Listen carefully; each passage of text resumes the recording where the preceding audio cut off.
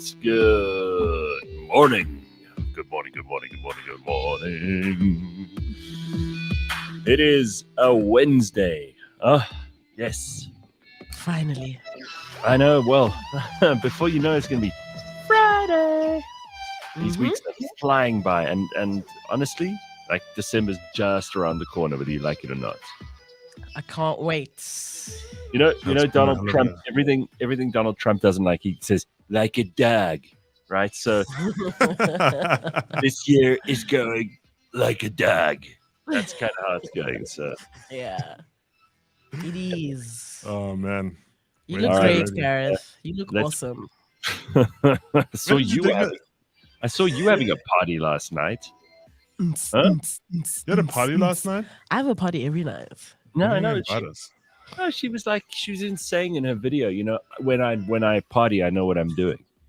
And these are facts, no lies detected. That's why I get invited to these things, because they can trust me to be the last person to leave always. Well, can I tell you something? That is really important, because if people invite you to something and you're like this killjoy, this buzzkill, this like wallflower, this person who just sits there moping, complaining. Oh, no one wants you back. They're like, ugh, don't invite that guy again. You know? True. Exactly. I see we're already getting dissed by hoodies, Gareth. I thought it was you at first, but I see that threw me in the mix as well. You know, I want to see all these people who are saying how shitty our hoodie is, like duds. There he is. Let's show us what you're wearing, asshole. Let's see what you're wearing. Overall. Huh? What do you got? 6 a.m. What do you expect? Come on. They expect the best, guys. Come on.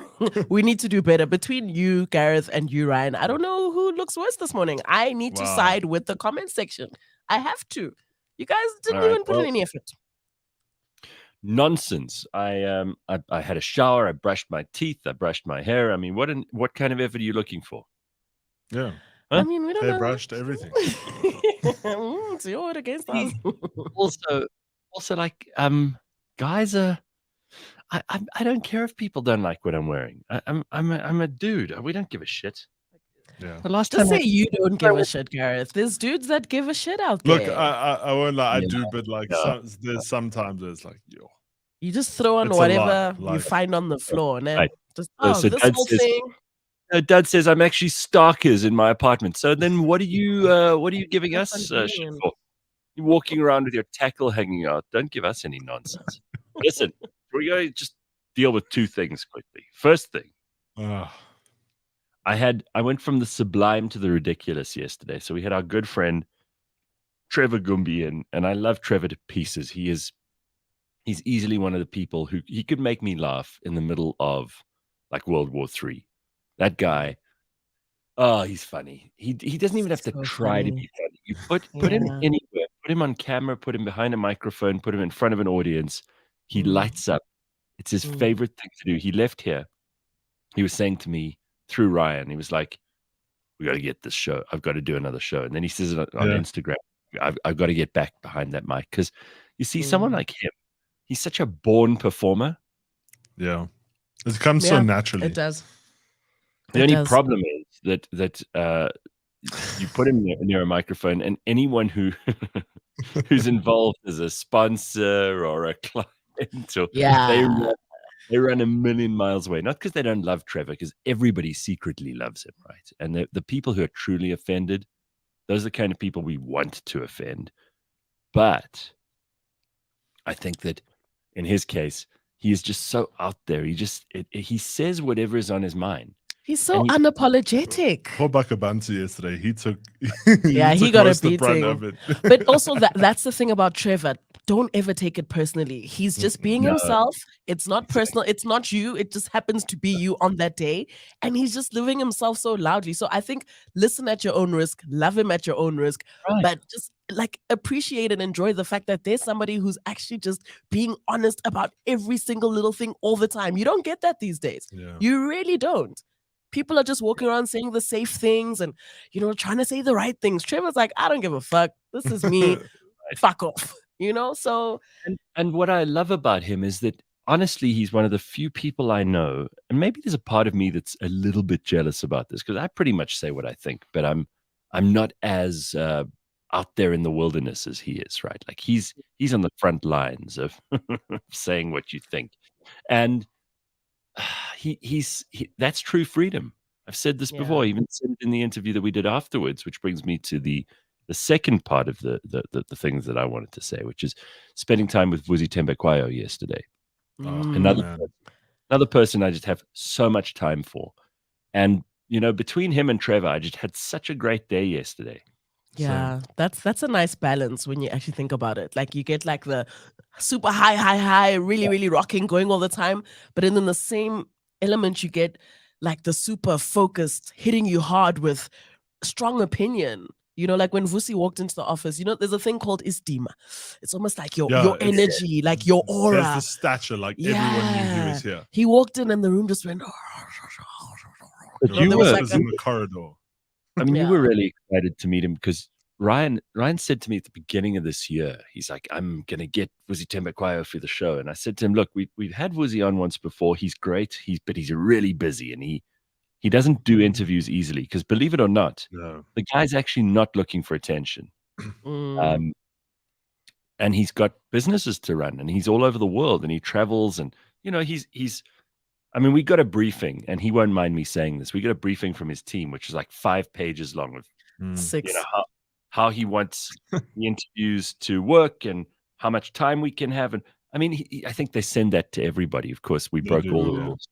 We broke all the rules with him on the show yesterday. So he answered anything. He wasn't a pain in the backside at all. But you've got to kind of manage someone who is at that level by telling everybody, look, we don't do this because we have to, 100%. And I get that. Like there are days where I get an email from somebody who has a little podcast with 200 people who listen or whatever, and I'm like, well, I'm not doing that podcast, and so I kind of send them a standard reply like, I'm sorry, I'm not available, blah blah blah. But then if you catch me on a good day, I'll be like, yeah, sure, I'll come and do your tiny little podcast, and it ends up being a lot of fun.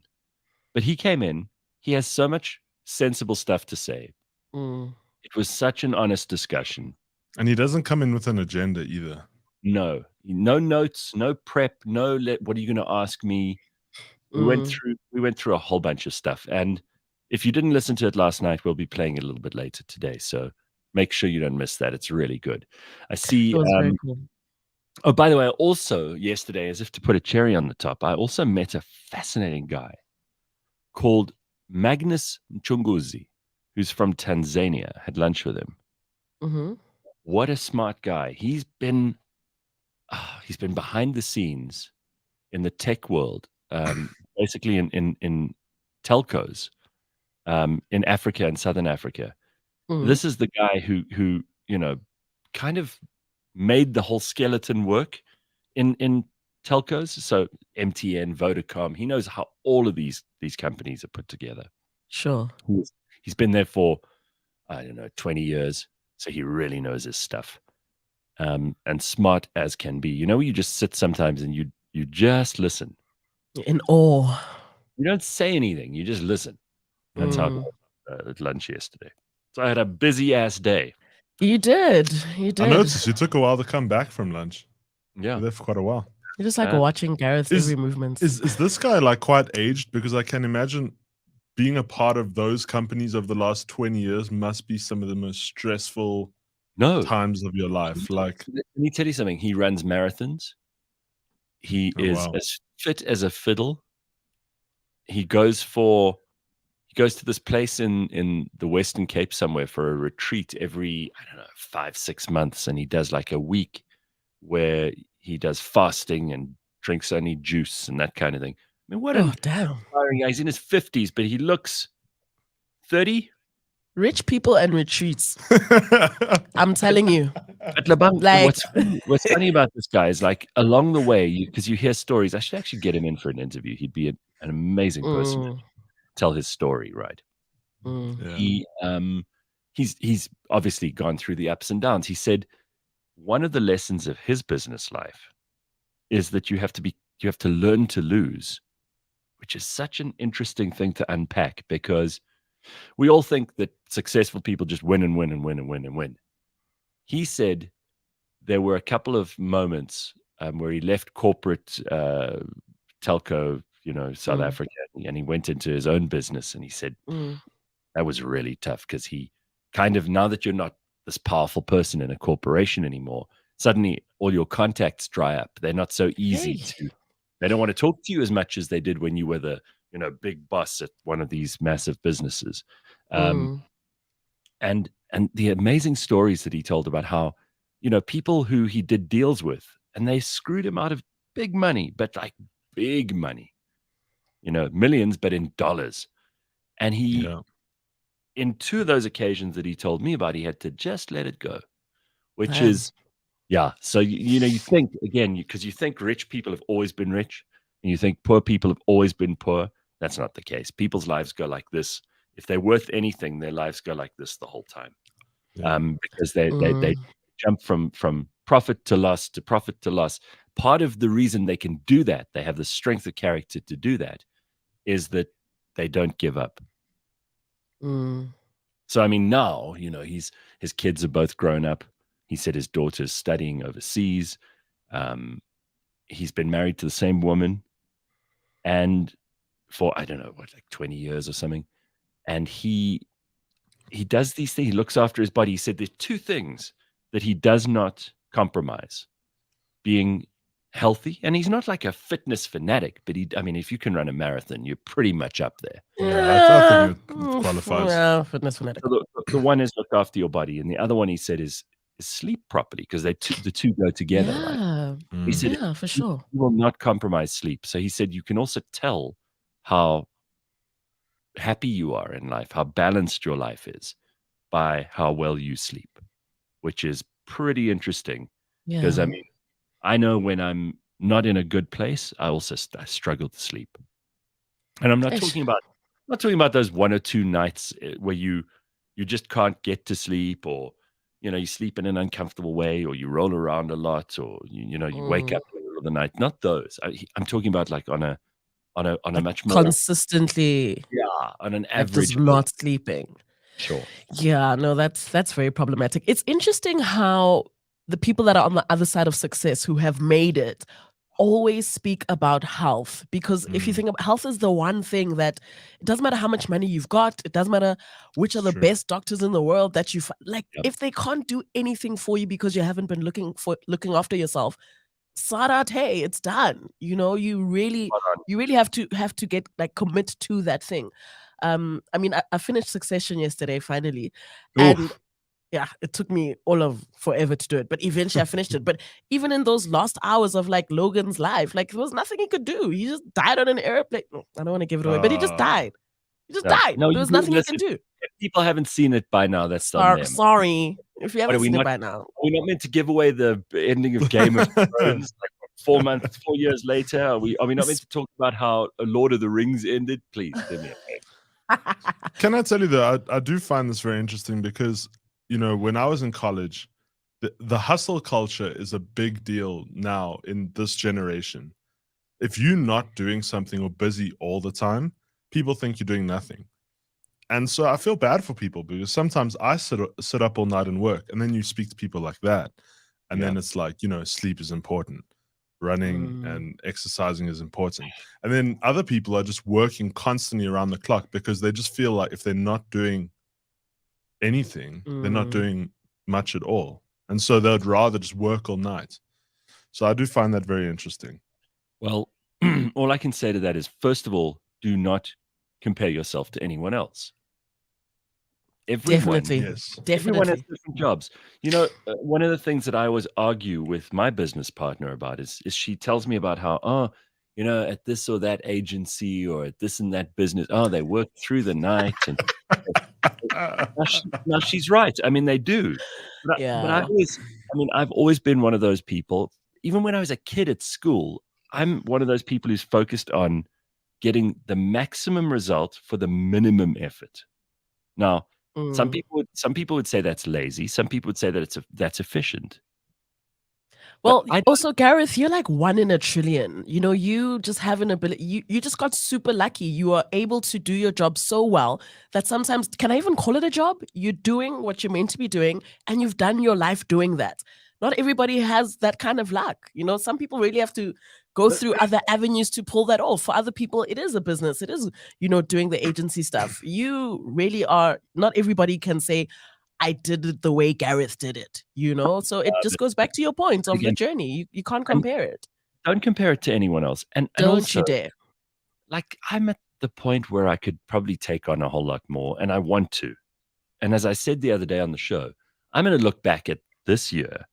And I know 2023 has been a shitty year for a lot of people. So I'm not going to, you know, beat around the bush here. Like, I don't think anyone's going to go, oh, 2023, I'd love to have that year again. Yeah, no. Nobody, right? In business, in this country, please. The number of emails and messages I get from people saying, have you got a job? I'm looking for something to make some money. People are having a tough time out there, and it is really hard. If you're thinking of resigning at your job this week, I'm going to say what no one else will tell you, and that is don't, because there are tons of people looking for work at the moment, talented, brilliant people. Yeah. And there are not that many jobs going, hey? So unless you have balls of steel and you're prepared to live on end of the month salty cracks for like 15 days a month. Yeah. Like my heart gets broken when I see people who have jobs just like muck about. It really, really irks me because there's so many people who are just so hungry to work and they just want to like gain experience. Like I get emails almost every week. Hi, Lebang, I just graduated here. Do you guys have any opportunities at Cliff Central? And I'm always like, I'm so sorry. There's nothing at the moment, but and it sucks to do that because again, there's people that are in positions, but they're not taking their position seriously. And you have your own business also within Cliff Central. I mean, it's not part of our business, but we do stuff together sometimes. You've got your own agency, and you know what's cool is, and this is the point I was getting to just now when I started talking about 2023. I'm going to look back on this year and I'm going to go, wow, how lucky was I in 2023 because I had time. And this goes to Ryan's point. You've got to always keep these things in balance, right? Your health. So if you work, and you work yourself to the bone and you're stressed the whole time, but you're making money, you go, okay, I'm successful. But then your health is suffering and you can't enjoy that success. Sure. If you have time to be able to think, to read, to go for lunch with people like I did yesterday, because that wasn't to get business. That was just to meet someone interesting and have a conversation with someone who I frankly didn't know anything about. I wouldn't have had the chance to do that if it was, you know, business meeting after business meeting after business meeting. And so you got to keep all of this stuff in balance. And I think it's like that for everybody. You know, you've got to have time for exercise. You've got to have time for your kids. In your case, Lebang, you've got to have time for your family, no matter who you are. You've got to have time for your partner in a relationship, if that's what you've got. Yeah. All of that. Listen, to all those people who are managing to keep even like a semblance of a balance, I respect you. That's all I want to say. Congratulations to you. If you are holding it all together and making sense of your life, you're doing better than most. Shout outs. It's so hard. Like, how do you know when you've hit the nail on the head on that balance? How do you know when it's like, I've done enough work for the day, now let me do that same amount of time spending with my family? You just never know. What if you've got deadlines? What if you're pitching tomorrow and you have to put together a 50-page deck that, you know, is going to win you some business? It's different industries, you know, have different ways of doing things. But I particularly remember a conversation I had with my dad, who spent the bulk of my childhood building his career. So he generally wasn't around a lot, but he was just a busy guy. And only now in later years, I mean, now he's in his 60s, and he says to me often, you know, I wish I was there more. I know I could have spent more time with you guys. I was just busy trying to build a career, blah, blah, blah, blah. But now that I'm still here, I can use my time now to still get to know you guys and spend time with you. So don't wake up late is the point. You know, don't put your everything into your job and your career and your work and kind of just leave relationships and people on the back burner, because when you grow old, you'll be like, damn, who are these people? Who are my kids? I don't know them. you wanna be able to balance. So if you can learn how to do that now, then teach us, show us the way. No, balance is the toughest thing of all. Ryan, you wanted to say something though. I find it difficult for things like that. Like I have a lot of respect for people who have kids and families at the moment, because I struggle to have enough hours in a day to get all my work done. But then we have people in the office who have to take kids to school and have to get back to their family and make dinner and all that. And I don't really like that. Doesn't really bother me, because I just, for me, it's just quick and easy. I don't really have any responsibilities to look forward to. So I see all these people and I'm like, I don't know where they find the time and effort for it. And then when it's my turn on the weekends to like go out with friends and stuff, I struggle to, when I'm working, I'm in like this focus mood, and I struggle to like, I'm terrible at replying to messages and phone calls. So sometimes if I have time, I'll make a phone call. And then on the weekends, when work is done, I sit there and I'm texting friends to go out, and they're like, oh no, but we all have plans. Because I wasn't keeping in touch in the week. And then life just comes to like a super slow thing on the weekend. And then you're like, okay, so I need to actually put a little more time with people in the week as well, so that I can also have a bit of a social life outside of work, because right now I'm putting everything into work. So it's a bit of a weird balance. Well, also, God bless those multitaskers, because those people who can like, wow. You mean women? Women, yeah. you aren't wrong. I mean, God bless women. It's not true for all women, but women are better at multitasking than guys. Sure. Yeah. And I just say 6:25 and the sun is coming up. This is good news. Oh, this is nice. Look at us. Yay. Ryan, don't worry about those friends who've made plans. If they really wanted you to be with, they'll let you know, and they know you. No, it's true. Yeah. And I'll tell you one other thing is that you very quickly realize, like, a friend of mine has changed his career completely. He's in his 30s, and he decided to stop doing one thing, and he started an entirely different thing, like complete, like chalk and cheese. And he's now in another country temporarily, because he's coming back here in September, and he was back in May. And when he comes back, he said it's so much easier for him now because he doesn't have all those hangers on, because you often feel like you have to keep up friendships or make an effort with people who don't make an effort with you. Sure. And he said he didn't even tell most people that he was going away. And it's amazing how many of them didn't even bother to find out where he was, ask how's it going, check in with him, make plans for when he's back. He was like, it's fine. I've managed to clean out a whole lot of rubbish from my life, taking up space. So we all think everyone else is having a better social life than we are, right? Everybody goes, oh, yeah. I mean, Lebang is. In reality, Lebang does have a better social life than the rest of us, even though she also has like mom duties.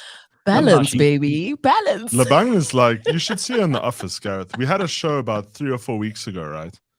And so she comes out now. Firstly, Lebang, I don't know what your tuk-tuk driver did, because I don't see him around anymore. Yeah, he's fired. Get rid of him? Well, he came a little bit late today. So as I decided I'm just going to like go. He's like 5 minutes late, and it's unlike him. So I was actually worried. So as I'm driving out of the neighborhood, there he is speeding down in his little tuk-tuk. I'm like, bro. So I opened the window. I'm like, you were late today. I decided I'm just going to drive to work. I'm so sorry. And he started getting all apologetic, but I forgave him. He'll be back next week. But the other day we had a show, and as soon as we finished the show, the bang comes through and she's like, Kendrick's coming to South Africa. I have to get tickets. And I'm like, Kendrick Lamar? Yeah. Wow. Dude, did she not have like 4 or 5 tickets by like 9 o'clock? Yeah. And she's like, no, it's already planned, the whole thing. It's and done. I'm like, guys, it's been an hour since these tickets promoter?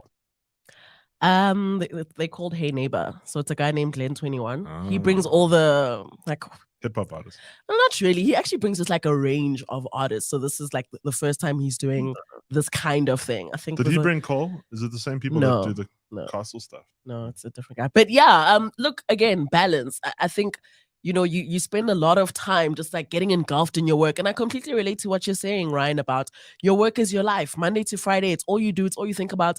And it's taken me years to just realize that, tomorrow, if I decide I actually don't want to do this work anymore, the work is going to continue. Life is going to go on and they'll replace me. And I need to be content with myself. So yes, I go to festivals. Yes, I have parties. Yes, I spend 4 hours, 5 hours with my kids only because it's my real life. Life has to go on, bro. There we go. Lebang has cracked the code. If anyone wants to know about that balance thing we were talking about, just drop her an email. She will charge you 10,000 Rand per consultant. Yes, correct. She has a few consultants that she's trained, and she will send them to your house or to your office. They will arrive in a tuk-tuk. It'll take 3 days. 10,000 Rand a person. You may not even see the bang, but she'll send you the information. You can have a balanced life, all right? We can do a virtual consultation in this day and age. Just like a WhatsApp call. Don't call me, I'll call you. But yeah, it is what it is. It is what Kendrick's coming in December, Gareth. So that's going to be insane as well. And the reason why I bought so many tickets is because they were like 1.5 when they first dropped. And now they're like 3.5. And in November, they're going to be like 8,000 Rand. They're going to be crazy. It's Kendrick Lamar. Guys, can we stop normalizing paying like over 1.5 grand for concert tickets? No. It's utterly ridiculous. Concerts are expensive. It's expensive to bring these artists down. No, but also... No, Ryan, Lebang's right. A friend of mine's a promoter, stroke events organizer. It's crazy. He told me that, especially now with the Rand exchange rate, it's just impossible. Like you can't afford any of these guys. These guys are asking for so much money. Yeah. And to them, it's not that much money. But when you do the Rand dollar exchange, it's a fortune. I mean, the most expensive concert I ever went to, that was Foo Fighters. And I think I paid something like 1.8 to be in the Golden Circle.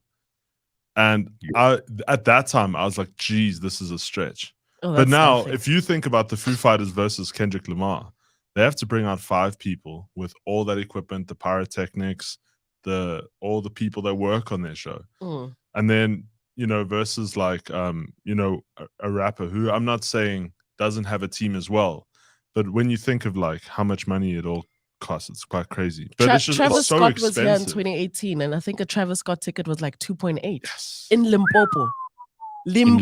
But now, do you have Golden Circle, or is that just like a general kind of get-in ticket price? I've got a plan. So my plan is I'm going to apply for media accreditation because obviously, like, I want to work. I do want to cover it and do some interviews. In that case, put my name down. The tickets are just for resale. The tickets are for resale, but they are official tickets. They're not like, fake or whatever. So that's the only reason. Again, like by November, these tickets are going to be so expensive. So that's like my whole plan. But yeah, we'll see. Look at you, Lebang. She got it under control. All right. Yeah. A couple of things in the news we need to be paying attention to. This is the weirdest story. There's this guy in court. Okay, so this is the story of a woman called Hildegard Steenkamp. Okay, that's the accountant who stole over 500 million Rand from a medical equipment supply company called Medtronic. Wow. She told the court that her late husband, Matthijs, was an abusive man who forced her to steal from her employer. So exactly. Like even the judge is sitting there going, you're blaming someone who's not even around anymore. She stole 500 million Rand. This is what Karens do. This is literally what Karen. It's classic Karen. Take no responsibility. Blame my dead husband. I can just picture that judge. There's a cacophony of jabberings. Yes. Exactly. Steenkamp was testifying in mitigation of her sentence. So she's already been convicted of this theft. Now she's trying to argue for a smaller, lesser sentence. She pleaded guilty to 336 charges related to the theft of 537 million Rand from Medtronic when she was employed as a junior accountant. Do you know how much money they must have been making for them to not notice 500 million? That's what I was about to say. That's unreal. And clearly it was like over time. There's no way it was like a once off. She was like probably taking a mil here, a mil there. Damn. I just want to know, like, where do they store this money? Because, we have some in South Africa. We have some of the most advanced banking services in the world. For you to make money disappear, no one to know. Like, I'm not even talking from the company. I'm talking about money coming in. from her side? Like, where do you store it? The Not thing under that your mattress. no, and the thing that usually allows these people to get away with it is that it's small amounts. Like, for example, if you go into your banking account and you look at how much money you pay, like you've got your expenses every month, you know, whether it's rent or interest payments on your house or your car or, you know, all those things, the grocery bills, insurance, yeah. those amounts. But then you'll see like there's a £2.50 that went off here for something. Exactly. You're like, what the hell's that for? And then you have to, it's got mag tape something or another. Yeah. You send it to the bank and you're like, hey, what's this? And they come back and they're like, I don't know. So you We say, don't know. stop it, cancel it, whatever. What you'll find is someone used your phone number and subscribed to something and you're paying for it, but this was like years ago. And unless you go through that stuff, you'll never find it. Now, you multiply £2.50 doesn't sound like a lot of money, and it frankly isn't. How many £2.50s is the question? How many people are they scamming in that very same way? That is the question. And you know you're not going to print your statements at the end of the month and grab a highlighter and a ruler and go through everything. I mean, only if you're like very financially savvy are you going to do that. But the rest of us are like, we don't want to see what we're doing. We know we're fucking up. We don't want to actually face it. So they're counting on us to just not even notice and to let it go. It's that thing of, it's just £2.50. If all of us say, it's just £2.50, they keep winning. Well, that's what also Vusi Thembekwayo yesterday was. He was so articulate about the problems with letting government run things, because this is a private company that this woman was stealing from. Yeah. And she got away with R500 million. In government, because they aren't even competent and there are so many people who are really not good at their jobs, they're there for other reasons than merit, then you can sneak so much more money past them, right? Because there isn't that motivation to make a profit. Because if it's taxpayers' money, it's like, well, we won't expect it to turn R5 into 20 Rand. So if we spend R5.50 instead of R5, they'll have to just give us more money. That's how it works. Exactly. They're so lit out there in government. They're not even like trying to hide it anymore. If you try to get into business with them, they'll say, please, can you send us an invoice of 2.5 million, but the job is only 300,000 Rand. That's what, that's literally what it is. They're not even scared to show you how lit it is. And you're like, do I have to do this? It's a lot. Carl says, I was donating 150 Rand a month to save the children. What a waste of money. Whose children? Not mine. I cancelled the debit order. Can I tell you, I was laughing the other day. Some people and I are having a conversation about that R2 for hope at KFC. Yes, I hate that. There's because now they've reworded it, right? So now they say, how many children would you like to feed? They don't say, if you'd like to donate R2. They're like, how many kids would you like to feed a hungry child today? And I'm like, this is ridiculous. But also, I've noticed South Africans they're becoming more and more staunch with like what they say. If they get asked to donate, they have a very strong opinion of no. There are so many people that just outright no now because everyone is we full, man. We full. Everyone's asking for money these days. And I don't doubt that these kids are getting fed. I mean, we spoke about it a couple of weeks ago, that these kids are definitely getting fed. Yeah. And KFC's obviously just asking if you want to partake in the feeding, and you've got a right to say no. But we are so tired, and we're obviously also hungry. We're there trying to get food. It also means we're hungry. No offense, kids who are also hungry, but we're starving. If you're in a land of plenty and the economy is booming and everybody's able to find work, and then obviously people have more to give. But I have such admiration for those people who are still charitable in an environment like this. Let's because we're all like hardcore and I won't give my R2. Thank God there are people who do. Honestly, going to good causes, and I wish we were all in a position where we could give more. Yeah. I really do. Can I ask your opinion, Gareth? I read an article the other day which I found quite strange. I read an article that said Australia is looking at going completely cashless, which I think is very dangerous. Of course it is. we talk about this whole thing of like money just disappearing under our noses, but if we wanted to, we could draw the money out and actually have something to show for it. Now you just kind of have a number that you're relying on. There's no actual hard money. So Australia has already shown that they don't mind being slaves. So they don't mind the government.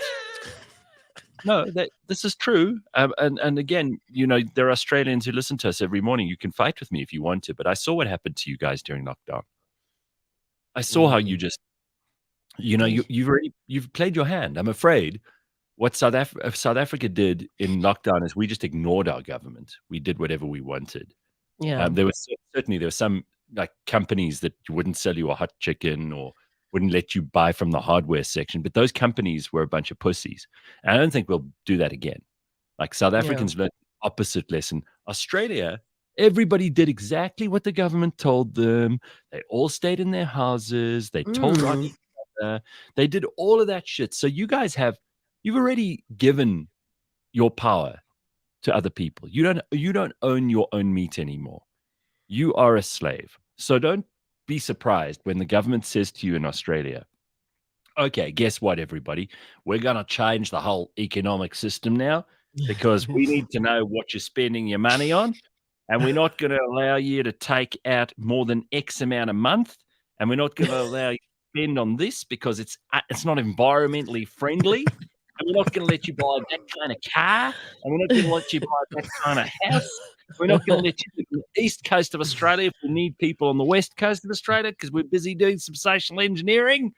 And it's only a hop, skip, and a jump before suddenly they tell you what kind of shoes you can buy, what kind of shops you're allowed to shop in, what you have to do with any excess money in your account that you've earned.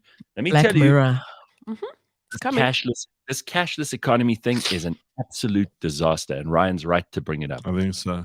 We've never talked about this on the show, but it would scare the bejesus out of me. And I'll tell you, we've got a much more advanced and complicated financial system in this country than people think, because we've got very, very smart banks who are working hugely efficiently.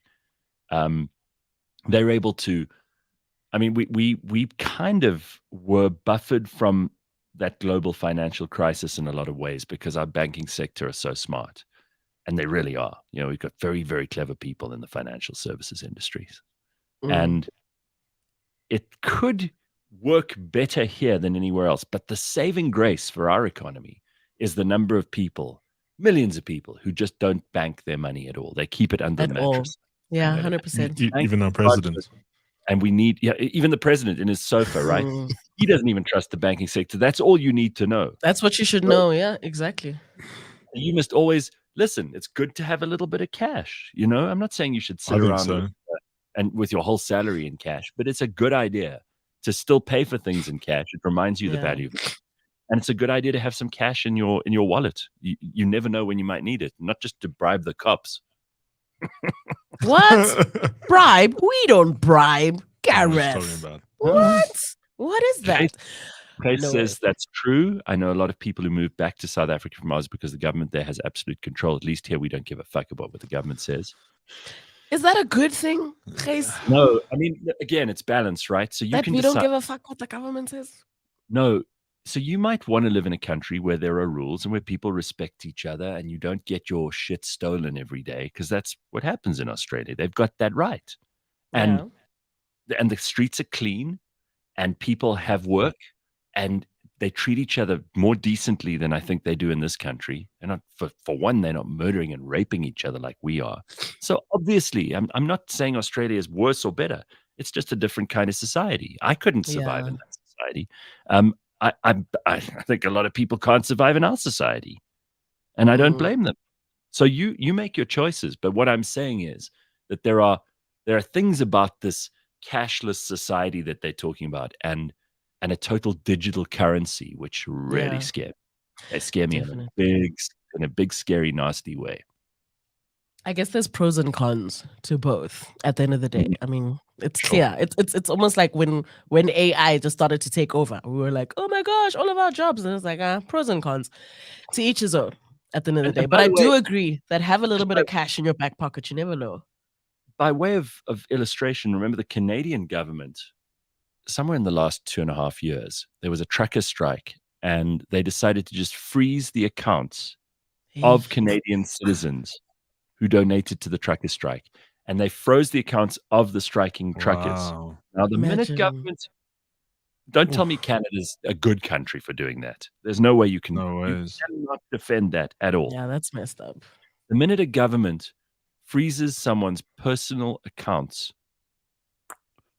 That's unreal. They should have no right to do that. That should be illegal on every level. None. I mean, that's is where... Up. And of course, because they're Canadians, they didn't set fire to Justin Trudeau and, Guy's a joke. In Canada. Nah, that's messed up. See, that's the fear, though, right? Is that if we do go 100% cashless, what if they just empty out our bank accounts, all of us, because they feel like it, and then we're fucked? Or they freeze it because they feel like it, and that's the real fear. Imagine if you suddenly said something that the government didn't like in a country like Canada. Something, yeah. You tweeted something, and Justin Trudeau and his government said they didn't like it, and they decided, okay, we'll punish this guy. He's not going to be able to draw any money from his account for the next 5 months. Imagine what that would do to you. Yes. I also just think having cash, right? You feel a lot more value in your money than when you look at a screen with numbers on it. When you just see numbers on your screen, it's easy to spend money. When you actually look at how much money you have. Especially if it's got a minus in front of it. You're like... Hey. But I'm saying, if you hold money in your hand, you can actually feel... I know it sounds stupid, but you can feel the value of how much like 1,000 Rand is. If you just see 1,000 Rand in your account, it's so easy to just blow it. It's one thing, like... My parents taught me from a young age was they always used to draw out the money for me so I could understand the value. It keeps you honest. Fabric. Exactly. It really does keep you honest. Have you guys ever tried to go shopping with just your card or with just your phone or whatever, however you tap or swipe? Yes. It's very tricky. You can go over budget quickly. Yeah. Me and my partner, we've literally got this thing. Whenever we go shopping for the kids, we have to draw the money cash first, otherwise it's a trap. We end up spending money we don't have because you know how it is with kids. It's like, oh, this will look so cute on her. Oh my gosh, he'd fit into these little booties. We go off all the time. So now when it's shopping for the kids, go to the ATM, withdraw. It keeps us honest to whatever we're spending. All we have is in our hands as cold hard cash. Otherwise, and it doesn't help that you have like a walking billboard in your pocket because every second notification is a special on this or a pay that or 50% off. What discount? And now you're like, oh, maybe I do need that discount. That does it's an account, it sounds nice. Let me do that. No, it's a trap. It's a trap. All right. I like this. This is from Nikki. She says there are restaurants and shops in Austria that only accept cash, and they're planning to add it to the constitution that cash must stay. I know there's there's a restaurant I went to sometime in the last 3 months. Can't remember when, but they also have you've got to pay cash when you go there because they refuse. First of all, they're not going to pay the stupid government more tax than they have to, which is very good. Barbers as well. I'm totally with that. Yeah. You go to a hairdresser, and if you could pay them in cash, they'd love you, right? Yeah. There's some businesses they just, and I think that's good. That's Uber really drivers, Bolt drivers, they love it. We should know in this country better than anyone else. The government is not your friend. They are not your friend. They do not want to do anything for you. They are there to steal your hard-earned cash, sometimes half of it, for nothing. They've done nothing to earn it. They give you nothing in return. Sure. So let's stop lying to ourselves that you're a good person if you pay tax. No, you're not. You're really not. It's really the convenience, Gareth. Budget. I'm just saying you should pay them the absolute minimum you are legally. Bare minimum. It's just convenient. If I can just pay for whatever at the till with my little smartwatch, I'm going to do it. If I can just pay with my phone. I mean, when last did you actually hold cash in your hand, if we're being honest? For me, it's been a while. I don't. I had 100 Rand note yesterday, but that's only because I interacted with Rena. Because I was like, Rena, blah, blah, blah, and then she gave me $100 cash. But other than that, I don't, these new notes, I don't know what they look like.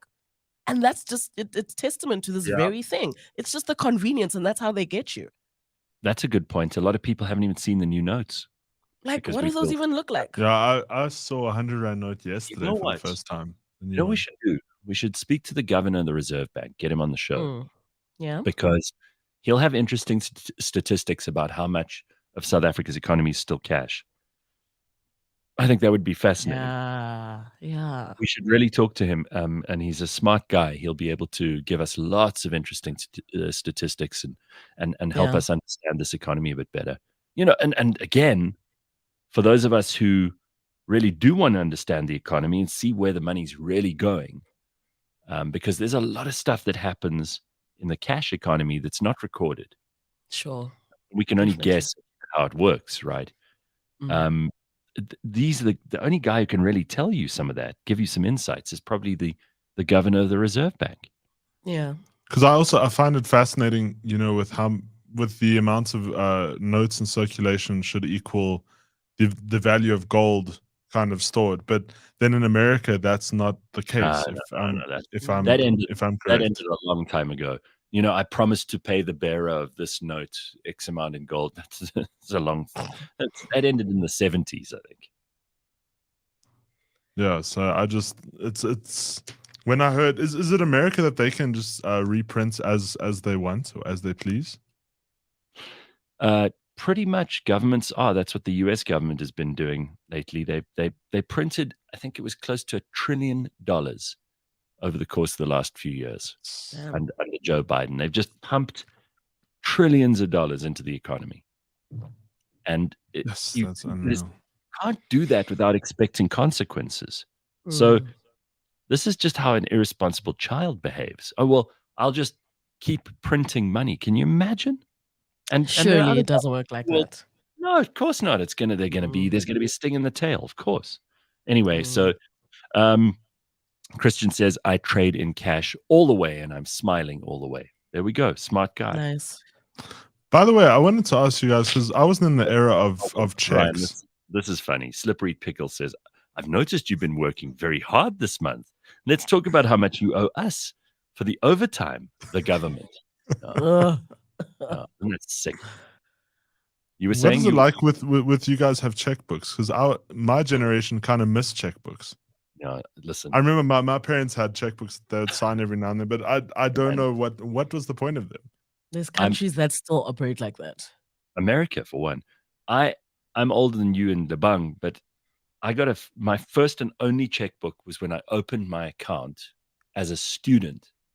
I wrote like I think 3 checks, and then it never left my house after that. It was put away, and I promise you, it's probably still somewhere here.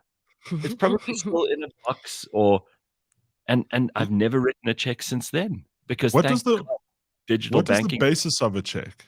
Like, was there a minimum amount, or was it for like business transactions, or just for strictly paying bills? Like, what was the point of it? You could have checks that were for, you know, millions of rands if you were a big business and you were trading with someone.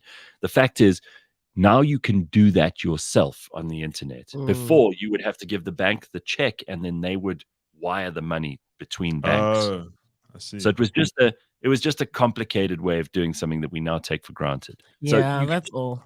You could be very grateful you don't sign checks. Some people thought it was a very cool way to keep track of your money. You know, you always knew what you'd spent, where it had gone. There wasn't any of this digital $2.50 that we spoke about earlier.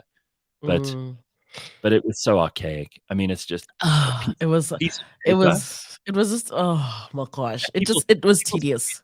And they used to forge checks, and they used to cross checks so that you couldn't, only the person you wrote the check out to could cash it, kind of thing. Mm-hmm. What a tedious little thing.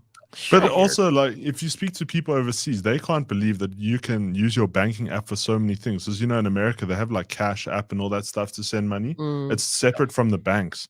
So they can't believe we can even use our banking apps to buy lotto and airtime, which is hilarious. Dude, we have some of the best banking systems in the world. Like, considering the rest of the country and how things are going, sure, we've got taxi strikes. Yeah, our government is full of shit. But have you seen our banking systems? They are really up there. Like, you go to other countries and you realize just how good it is. Because are they suffering? They're still using checks. Mapelo says it's the opposite for me. I don't really value hard cash, but minus on my account really scares me. Oh, yeah. Hey, Big time. you see, after the 15th. Matthew says US debt has gone from 26 trillion to 32 trillion in 3 years. It's because they're feeding Ukraine. Jeez. Hey. That's what they're doing. Tracy, this is a reminder for anyone who's older. When mobile companies started in South Africa, to get a contract, you had to provide a blank signed check. Nowadays, it's just Rika. Yo. Things have changed. My in-laws would give my kids a check on their birthday until the bank stopped them. Granddad was devastated. Yeah, Ryan, Carl's correct. Checks were just fancy IOUs, really. Okay. Did people used to receive salaries with checks, or was that never? Yes. No, you'd get a salary. Everything. Oh. And when you traveled overseas, you had travelers' checks, which were like a fancy form of I'm converting this rand into a dollar, and then Thomas Cook, the travel agency, which had been around for 100 years, would be your guarantor of that money being available to you on the other side. Very weird. Very weird. I mean, looking back, but it was very common. Back then it was like the norm. Now it's like, what were we doing? Well, you couldn't get dollars delivered to you and then you take them overseas. Hell no. That didn't happen.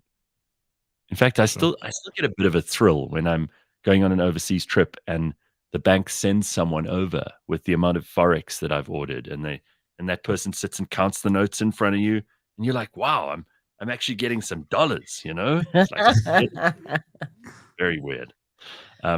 Okay, so Ryan, don't get me started with banking in Austria. South Africa's miles ahead of the AU, says Nikki. The EU. That is, that's again, as Lebang said earlier, that's true. And it's because we've got some very smart people in our financial services business. Yeah. In South Africa. Okay. Let's move off of this because we sound like a show on economics. Wednesday morning economics brought to you by cliffcentral.com. This is amazing. 17 sets of twins in the same school. Yeah. There must be something in the water, right? So listen to this. In Scotland, a place called Inverclyde in Scotland, 17 sets of twins are ready to start school, all from the same town.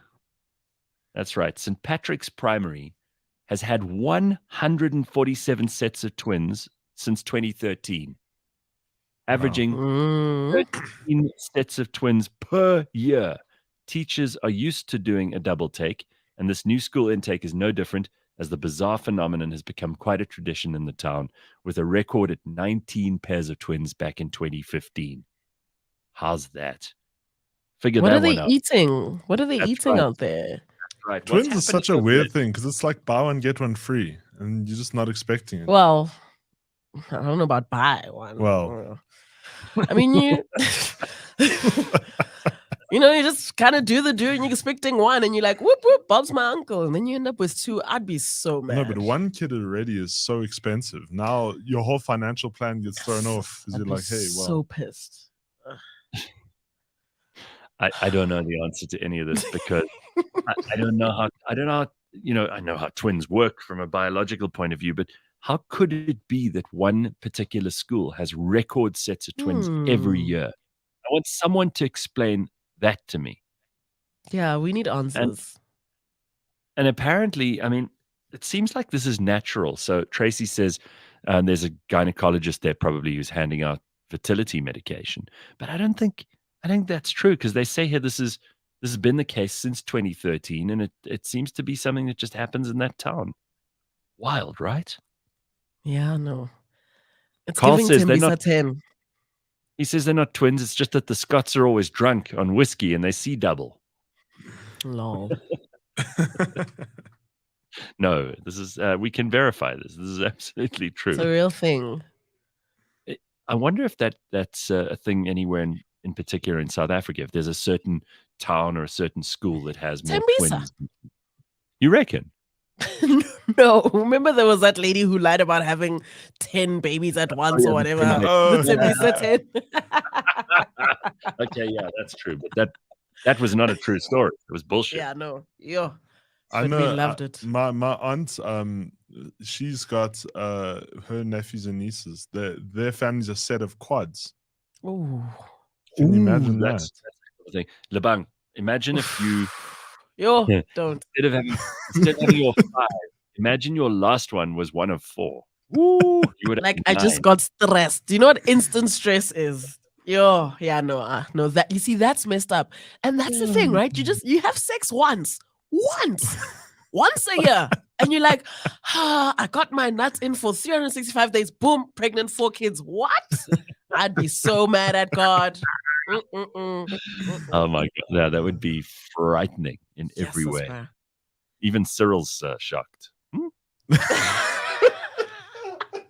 Cyril's always shocked. I love This that man has picture. memes. Yo, he's got memes. Yo. People who are listening on podcast and didn't see that. There's this picture of Cyril with his eyes all like googly, like he's shocked. Yeah. He's always shocked. Everything is like, wow, I didn't know that was going to happen. Where is my I am iPad? shocked. I have lost my iPad. Where's my iPad? How do I put on their mask? I am shocked. Everything is just shocking. For someone who was very close with us in like 2020, and we used to have weekly family meetings. Now we haven't seen him in 3 years. Like, look, he's an absent dad. Like most dads, he just up and left us when shit hit the fan. Damn, right. Cyril. Like we were so tight during lockdown. Like we all gathered around the television at 8 p.m. on Fridays to get the update from daddy. And then out of the purple, he's like, I'm out. Just like went to another family in another country. It'd be like that. Zita, who's got a name so good you have to say it twice, says, I'm a teacher in Cambodia. Every class I teach has a set of twins. Wow. Well, your life is full of doubles, Zita. So, it's definitely a real thing. I know like 4 or 5 sets of twins when I think about it. But really? it's yeah. Like adult. Yeah, twins, or are we talking about babies? Like my age. Oh, my okay. age. I don't know how many twins. Imagine you have twins, but they're ugly. You get double the ugly. Oh, Gareth. Gareth. Ugh, what a come on. Wait, that's really punishment. Like you have one ugly kid, and then you have twins, and they're both ugly as well. You're like, oh god, now I got 3. You then sound like the problem. It's not the kids. You are the issue. There's these shows that play on these channels, both TLC, both BBC, what, where there's these twins. And now that I think of it, like 2 of them are from Australia, and they married the same guy. They still dress the same. They do everything the same. And these are grown women. Yes, these are grown women. I wish I remember the name of the show. No, but yeah, they married the same guy. Yeah, correct. But you can't. Correct. That's bigamy in Australia. They wouldn't. That's against the law. Hey man, there's a show that plays on TLC about twins and sisters and whatever, and there's these women who actually kind of look like hookers, dare I say.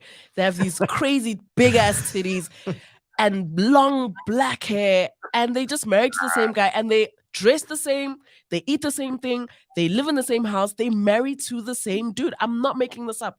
Let me find the name of the show. It's a real thing. Well, while you're doing that, we're going to take a quick break. We'll be back in just a minute to introduce you to probably one of Ryan's favorite interviews of the year. It's certainly one of mine as well. That is Vusi Thembekwayo. So if you didn't hear it last night when we were released secretly on the internet, you see, we're doing this. You've got to pay attention. You never know. Never know when we're going to release something for the first time. And it's all on the way in the next hour. Don't go anywhere. This week on the Auto Trader podcast. Look, I used to watch the Jetsons growing up, and that's where my mind of this idea of flying cars started. And I think we're gonna get there eventually, but I don't think it's gonna be the way we think. I don't think it will be what it looks like in our heads right now. Mass is our problem. Mass and overcoming the force of gravity. That's our problem. Yeah. No, we don't have energy density in batteries enough. The energy density is too low still to really do a 700-kilometer trip from Johannesburg to Durban. Yeah. Without wings. I mean, the reason why planes work is because of there's so many people on it that it becomes viable. Efficient. Yes. And you're gliding a lot of the way. You're using the air to overcome the force of gravity. Yeah. 100%. Whereas vertical takeoff, you've got to constantly push yourself into the air. There's no gliding. A lot of energy there. Catch us every Monday at 9 a.m. on YouTube and on autotrader.co.za.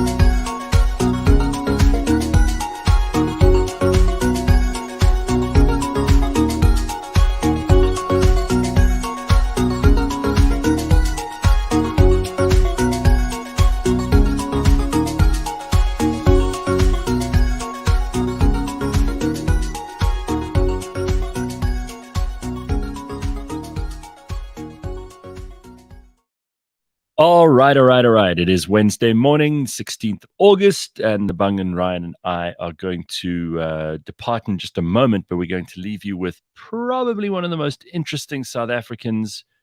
Everybody knows his name, and if you don't know his name by now, you've been living under a rock because, Ryan, correct me if I'm wrong, but when we get comments and listeners and emails and messages from people about who we should get on the show, this guy's always in the top 3. Always. Yeah, always. Yeah, and I think it's because he's also difficult to hold down. You know, I mean, he's busy. It took me a couple months to actually book him, and but the nice thing was, whenever I called him, he would call me back. Always, there wasn't a time when he didn't call me back. Right, and we managed to nail down a date, so I was very excited for that. Very cool. His name is Vusi Thembekwayo. He is probably one of those people who sees things in a clear and a very direct and straightforward way. And I mean, we live in a complicated world, right? And we're entering the final months of 2023. Many of us are feeling a bit of a weight on our shoulders. We're unsure about the future. We need to hear from people who are as clear as he is. And he's cool-headed. He's focused. He knows what he's talking about. He is a leader by any definition of that word. And he has some incredible insights. So I spoke to Vusi yesterday, and we decided not to waste time and keep this on hold for another week or two. We decided this is important. People have got to hear it. And please spread this around. Tell your friends, tell your colleagues, tell everybody that you know that if you're looking for some answers, this is the guy to listen to. He is concerned about South Africa just like we are. He talks a little bit about politics, but not a lot. We talk a lot about business. We talk about where we should all have our heads at the moment. And it's not an easy, like, fluffy interview. I mean, there are moments in it where he struggles for answers.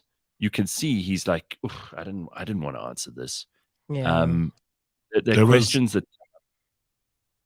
you can say. There was that one question that came up, and it reminded me a lot of when Elon Musk was actually being interviewed a couple months ago, and somebody asked him a question, and the room goes dead silent for like a minute and a bit, and it kind of reminded me of that interview. Yeah, he was very honest. He was very honest. Like, he actually put thought into it. He's not just talking. You know, he's people actually just thinking talk. about.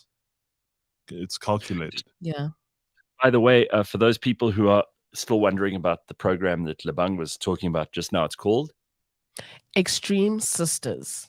And they're not joking. It's it's women or men. It's actually just women. It's extreme sisters that live extreme lives. If you think you've got a wild life, please just watch the show. It's extreme things. So that's the name of the show. It's so lit. All right. Yo. Amazing. Okay, but in the meantime, here he is, Yes. Vusi Thembekwayo, and it's about an hour and some. So it's worth listening to live now, or if you want to, obviously you can get the podcast. Do whatever you like, but don't miss it. It's really good. Here it is, ladies and gentlemen. Vusi Thembekwayo. That I'm given by the audience when they say we want to hear from this person is short, and usually it starts with very, very famous people, and our guest here this morning is no exception to that rule. But he's famous for an entirely different reason. He's a global business speaker, private equity managing partner at Watermark Africa. He's the CEO of Pan-African impact investment firm My Growth Fund. That's a venture capital business. And he's the convener of leading research boutique IC Knowledge Bureau. If none of that means anything to you, then his name will. And his name is Vusi Thembekwayo. He's the guest today. I'm so happy to see you. And people have been asking for you. So there's a huge appetite for the things you say. First of all, Mr. Thembekwayo, congratulations on all the things that you have said in the last while that have garnered you attention for good or for bad. I appreciate, as someone who speaks his mind, I appreciate that I'm not in this fight on my own. Yeah, I mean, I marvel at your ability to step into the breach. Same here, man. It is that. It's mutual. It's a big, wide, gaping space, and there are very few people who have the courage to boldly stand there. We live in an era where the truth is unpopular. So where do you get your courage? I think I've reached a stage where I just don't care. I really just don't care. And I'd far rather be hated for who I am than be liked for who I'm pretending to be. Isn't that how the shit hits the fan? Well, I think you only know you're free when you can really say what you think. That's so powerful. That is so powerful. Because there are a lot of slaves in this world that don't realize they're shackled by their inability to say something against someone else who is their master, technically. Yes. Right? Yes. Yes. And they live in the elusive freedom of choice without recognizing that their options have been framed. There we go. And especially in a consumer world, and I mean, you're a businessman, you understand that people are trying to sell you things all the time. Yes. Someone said to me a while ago, there are only two kinds of people. There are buyers and there are sellers. That's so good. Do you agree with that? That is so good, yes. Which one are you? Probably a seller, I would think. Yeah. But what I find interesting is, particularly if you think about the political discourse of the moment, is those who are trying to convince people they have nothing to sell are probably the ones who are the biggest snake oil salesman right now. I'm standing for a cause. I sell nothing. Sure. Yeah, it's a lot of hot air, huh? Yeah, sure. So there is a lot of hot air out there, and especially from the people who would be our leaders. At least they think they are our leaders. Yes. Whether it's in business, whether it's in politics, whether it's in society, yes, even in families, wherever.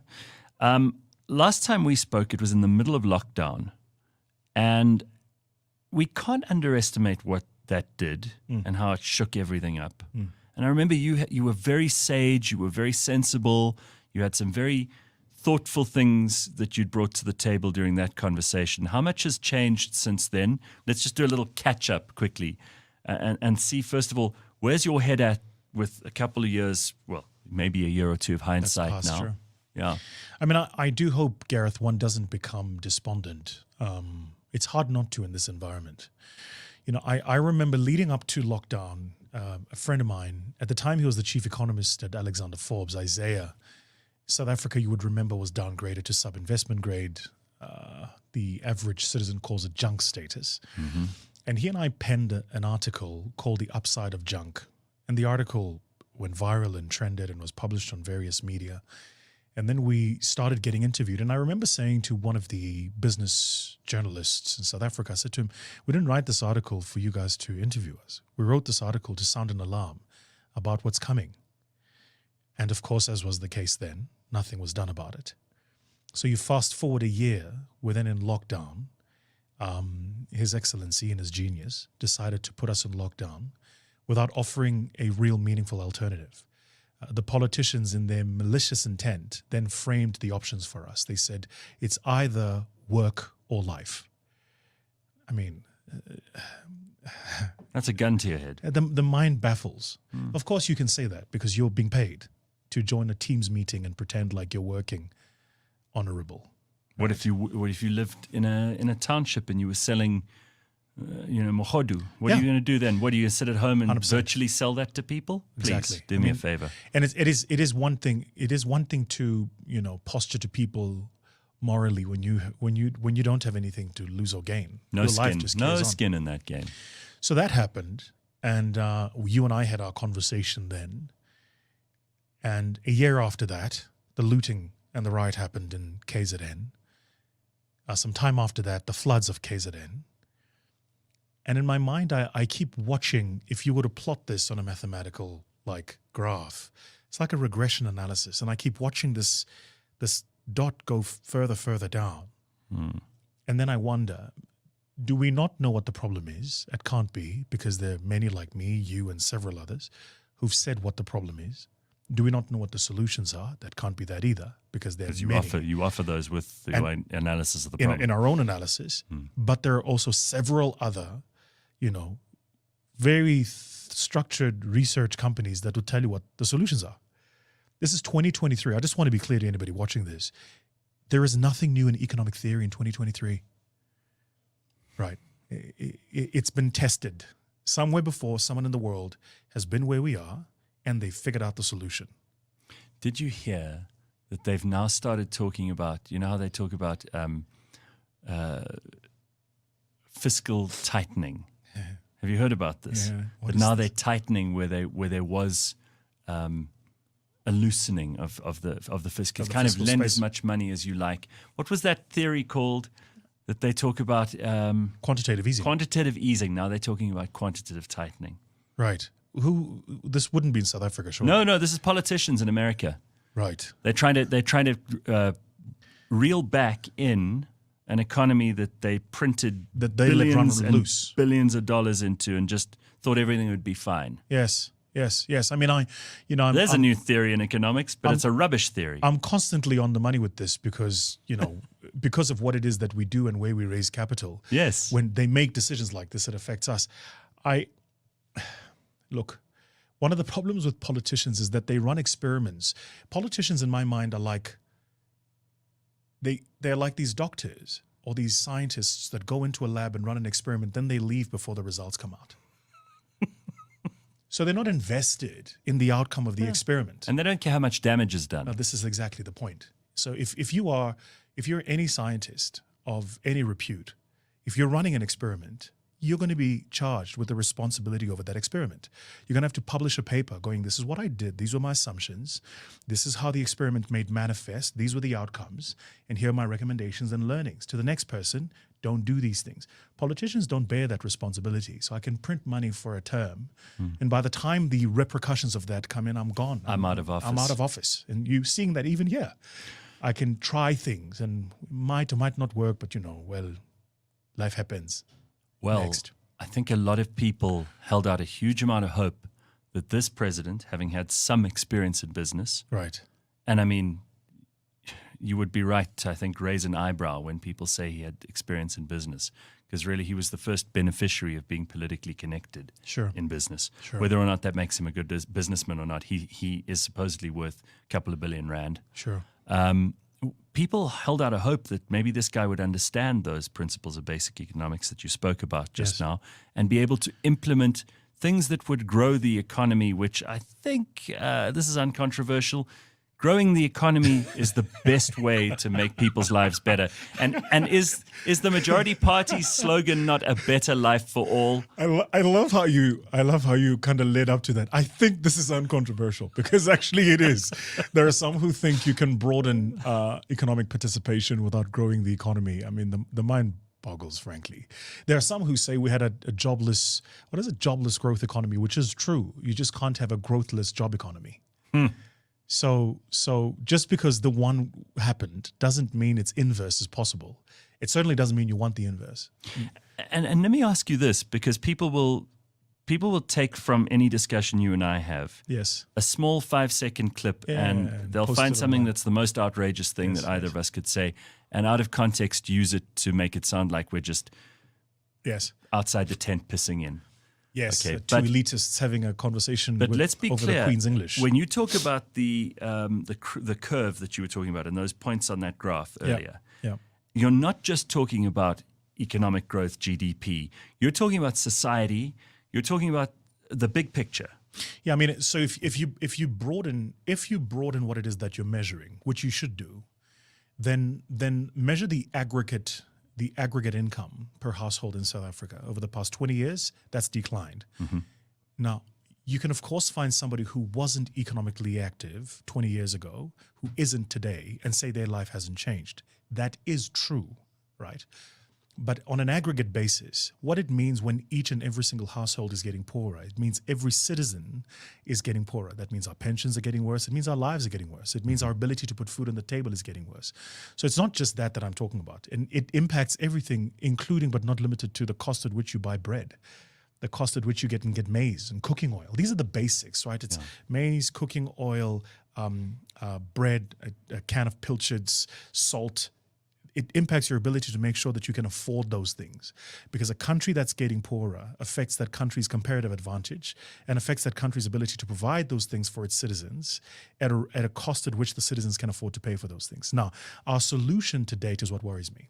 Our solution to date has been, well, use the fiscal space to provide social spending for the poor and indigent so that they can afford those things. That solution has limitations. Unsustainable. And it's unsustainable. It has limitations. All right. There's so much that I have to ask you. You're going to have to forgive me if we jump around a bit No here. problem. When it comes to the graph again, that chart, you say we offer solutions as well as an analysis here. And I've heard some of your solutions before. They all seem very, very cogent to me and not very complicated. Yes.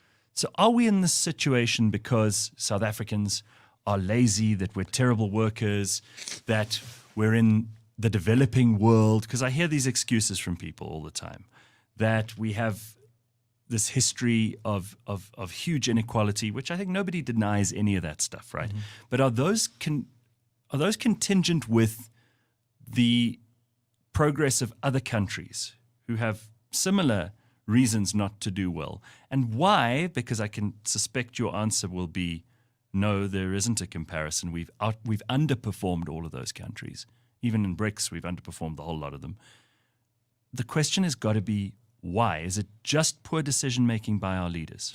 I was at an economic forum in Aspen, and the fellow who coined the term BRIC was on the panel. Yeah. And he was very upset that it's now called BRICS. He was very upset. And his opening remark was, if you insist on having South Africa there, make sure it's a small s. Sure.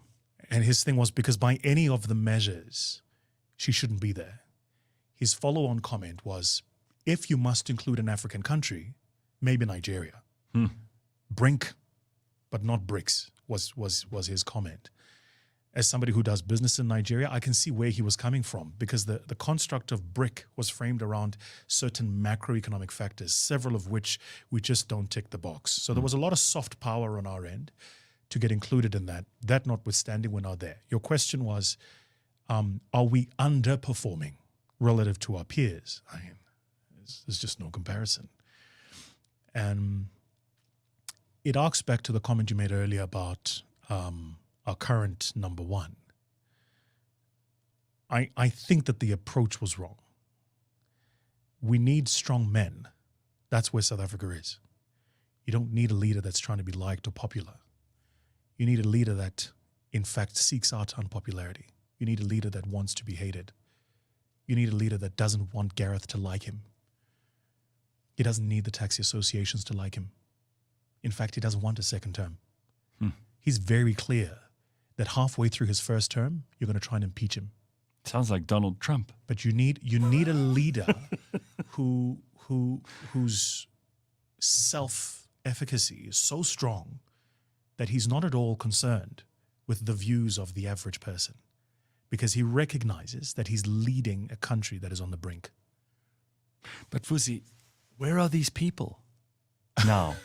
Because it's fine for you, and I don't disagree with anything you said. Again, you're always the most sensible person in the room, but people are obsessed with being liked at the moment.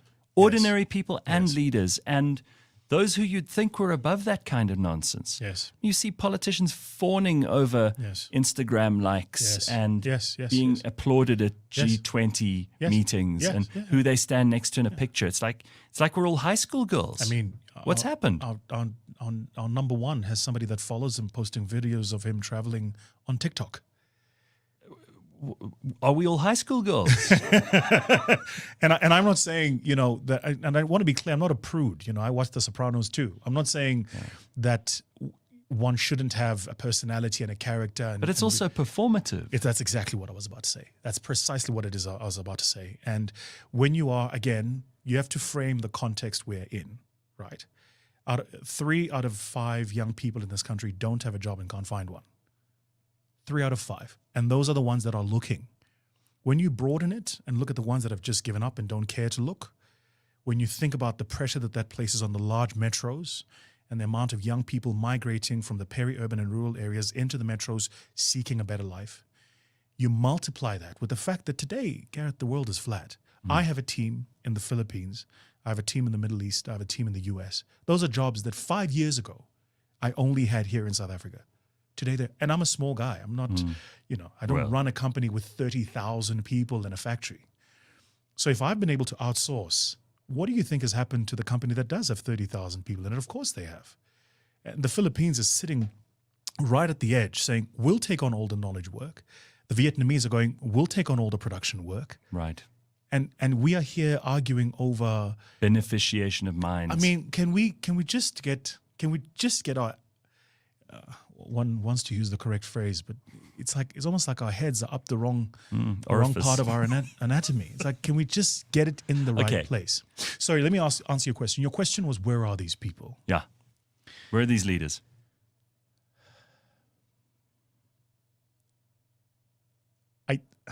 I think, I don't know, but I think that they're waiting for the collapse. I know several of them who would capably do this, and they're sitting on the sidelines. And I had a conversation with one yesterday, and in each of the conversations, the theme of the discussion is the same: that you have to wait for the Titanic to first hit the iceberg and sink. Before what you can say? Before you can build a new one. Yeah, I'll tell you why this is. And I know where your head is, so let me tell you why this is. When people don't know what's at stake, telling them that that's what's at stake is an academic exercise. Right. Sometimes you got to let them experience it. It's these people that are running around. I want to be clear. It's these people that are running around thinking socialism is a solution to South Africa's problems. My friend, read a book. Yeah. Right. Now, but they won't. Now, I said this to somebody on Twitter the other day. It's 2023. We shouldn't be having arguments over naked isms. Capitalism in its purest form is toxic. So too is socialism. You need a blend of these things. But what you need is a leader who knows what the blend is. A leader who knows where to have true state capital and where to have private markets, free markets, and create the space for these things to happen. But you also live in a country where the labor regulations, for 15 years I've been saying, the labor laws are a problem. The minute you hire one person, the same labor laws that apply to you apply to ShopRite, the largest private sector employer in South Africa. This is the problem here. So there's no incentive for an entrepreneur like yourself to take a little bit of your pension, start a business, and create jobs. So your question was, where are these leaders? They're there, and they're there aplenty. But they are very clear that anybody who steps into the breach now is going to be demonized for being sensible. because you live in an era where it's easier. Well, you've been demonized. I hear people calling you an agent of white monopoly capital. Oh, yeah. I hear them calling you a glory hound. Yes. All of this stuff, right? Yes. Because you have the temerity to speak up. And of course, this is something that I also have to be clear. Like, it's not something white people pick up as much as black people. God forbid, as a black person, you should have independent thoughts or ideas that don't conform to the majority point of view. And you are like, your head's so far above that parapet wall in some people's opinion that you should have been cut down long ago. Where does that come from? And how do you get up in the morning and decide that you're just going to carry on being Vusi Thembekwayo despite what comes at you? Yeah, I mean, there's, such bullshit, really. Yeah, and one of the things it took me a long time, but once I started getting caricatured, then I understood what was going on. I thought I thought initially that the opposition was earnest. I thought it was like, okay, so we have a different point of view. Good faith argument. A good faith argument. As a trained public speaker and debater, I'm happy to have a discussion with you and convince you of my point of view. But one of the things you learn in public speaking and debate is once somebody caricatures you, there's no more good faith in that discussion. It means they're not listening to hear what you want to say. They have framed an archetype of who they think you are, and it doesn't matter what you have to say. They're going to fit it into the archetype. Once that started happening, I was like, oh, this is a joke for you guys. Oh, well, then I'm not going to entertain it, right? Because I've got a serious life. I don't have time for jokes. You are right, though, that what happens is it's like, I call it the monopoly of black, right? There's this monopolized idea of what it means to be a black person in contemporary South Africa. And there's this checklist, and you must tick it every day. Yeah, you know who else? It's a prison. You know who else did that? Who did that? The Nazis did that. And the apartheid government. They said, this is what it means to be a Zulu. The Nazis said, this is what it means to be a Jew. Yeah. The Latvian says, this is what it, and so what happens is society creates these little box rules. Say, if you act outside of these rules, we're going to punish you. And by the way, if you think outside of the way we want you to think, we're going to punish you. Rubbish. I mean, bring it. I'm happy for you to bring it because. But you must have lost business, and it must have cost you. Of course. Because every time you speak out in this country about government, someone somewhere says, don't do business with that Thembekwayo. Of course. He's a problem. Of course. Yeah. Let me tell you. You could have gone along and just been extreme. You could have been 20 times richer than you are now and had and there are lots of people like that, hey? Keeping their heads down, keeping their powder dry. Exactly the question is why? Keeping their heads down, keeping their powder dry. Because I really respect what you do, and I know lots and lots of South Africans do. And when you talk about leaders, I wasn't leading you to the question either, but a lot of people see you as that person just because you have the courage to speak. You must understand, when they talk about, you see, there is a relationship of cowardice. And it's an unpopular relationship people don't like to talk about, which is to say, for Gareth to be a coward, Vusi must expect it of him. Otherwise, Gareth won't be a coward. There's no incentive in society for Gareth to be a coward. For business people to be cowards, it's because it's expected of them. And government puts this, I say government loosely, but typically what happens is those particularly, let me tell you, you want cowards. Large companies and some of those executives sitting in those offices, those risk departments, whose only job is to go on the internet and pull up all of the negative search results that have come up about you on Google. Yeah. And that 23-year-old intern working at Times Live who doesn't have the compass mentis to understand that article you're going to write for clicks impacts somebody's life and their ability to actually have a positive influence in the country. You're just writing it because you think it's a little funny thing that happened on Twitter. Somebody said something to Gareth. You know what that just did? It now affects Cliff Central's ability to attract capital and financing and advertising and to scale and grow and to inform the citizenry. You are playing into this orchestra, right? And the conductor in all of this orchestra is business, particularly big business. This is why do you think they keep coming out and saying, we have a plan to save South Africa? Every year they come out with a new plan and a new hope and a new pact. And they've met with the president and they've signed it and there's a 10-point plan. Every year Read it every year, and it's exactly the same. And it's the same businesses, same business leaders, and there's a signatory, and there's signatures going around. And the same ones who'll bend over and take the NHI. Exactly, but then they turn around, and in private they go, this is bad. Oh no, at their braais, and when they're sitting with the other business leaders, and they'll complain, unfortunately we've been bullied here. I said to one of them the other day, we were having a discussion. I said to him, "So how much of your money is still here?" That's the question. That's really the question, and that's the.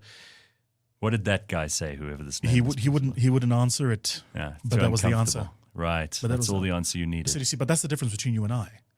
You are an employee with a guaranteed salary and share options, and what you've done is you've externalized some of your wealth through a complex fund structure, and you're taking your money outside the country. What you're actually doing is you're aiding and abetting the degradation of the country for your personal benefit. And you have the unmitigating temerity to tell me that I must get involved and sign a pact of business leaders to support the country. Or be quiet and not criticize so much. What are you talking about? How do you think? I don't understand, man. Did people not go to school? How do you think genocides happen? They happen because people keep quiet. Oh. Now, whether it's the mass murder of people, right? Or it's the mismanagement of a country at scale. It's the same thing. It still costs lives. And it requires of you to keep quiet. That's what it requires. They say that during East Germany's zenith, 1 out of every 3 people in the country was a spy for the government. That means inside families. Crazy. And that just shows you how everyone becomes complicit in the lie. Yeah. Right? Don't you find, sorry, I have a question for you. Don't you find it interesting how there are people alive today who would hear that and go, I would never be one of the 3? They were the same people who did exactly what they were told during lockdown. Right? Mm. Isn't that so interesting? Mm-hmm. It's almost the idea that you are the exception. No, and everyone thinks they would have been moral in a previous generation. Oh, I would not have thought well of slavery. I don't believe you. I don't believe you. I think you would have been part of the system just like you are now. So scary. There's a lot of moral superiority going around, unearned moral superiority.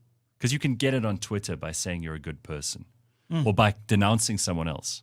If I denounce you when you say something about business that doesn't conform to my ideology, for example, then I'm looking like the more compassionate person online because Vusi Thembekwayo says, money doesn't flow uphill or whatever. Yes.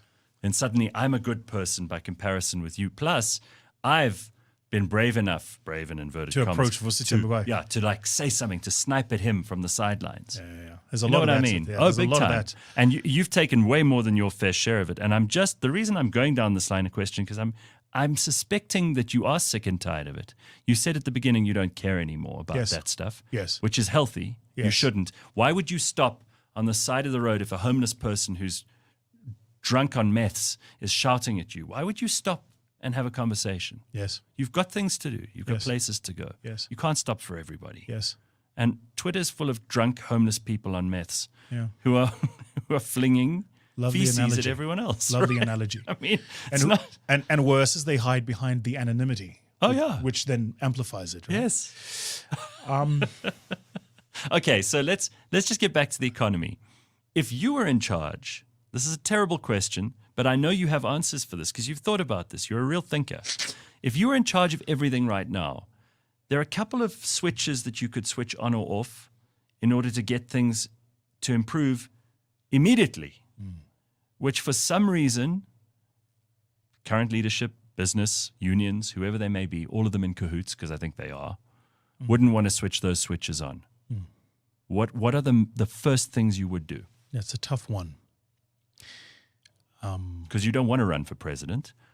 Let's be clear. No. But if someone put you in charge now and said, my God, we're in such big trouble, the landscape is barren, the only guy who we can find who can rub 2 brain cells together is Vusi Thembekwayo, please take over. I think one of the first things I would do is I'd probably just assemble a team of really good people. There's some incredibly capable people in this country, very capable.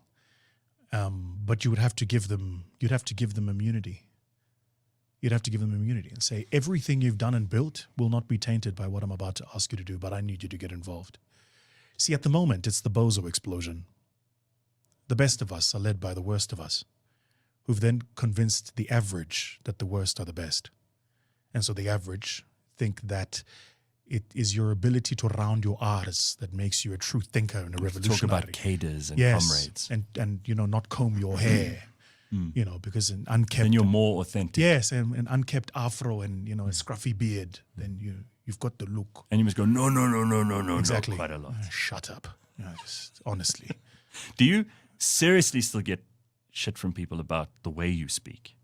That you're able to actually coherently put sentences together is a huge threat to some people. Still. And of course you get those people who say, Matt, he speaks so beautifully, so he must be clever. Yes, it's also just unbelievable. It's also the conflation that how you speak has anything to do with what you have to say. I don't know if I still do. I don't pay attention. Although to it. they found that low verbal intelligence, yes, something which you definitely don't suffer from, yes, is very closely linked to an appreciation for authoritarianism. Is that true? Yeah, absolutely true.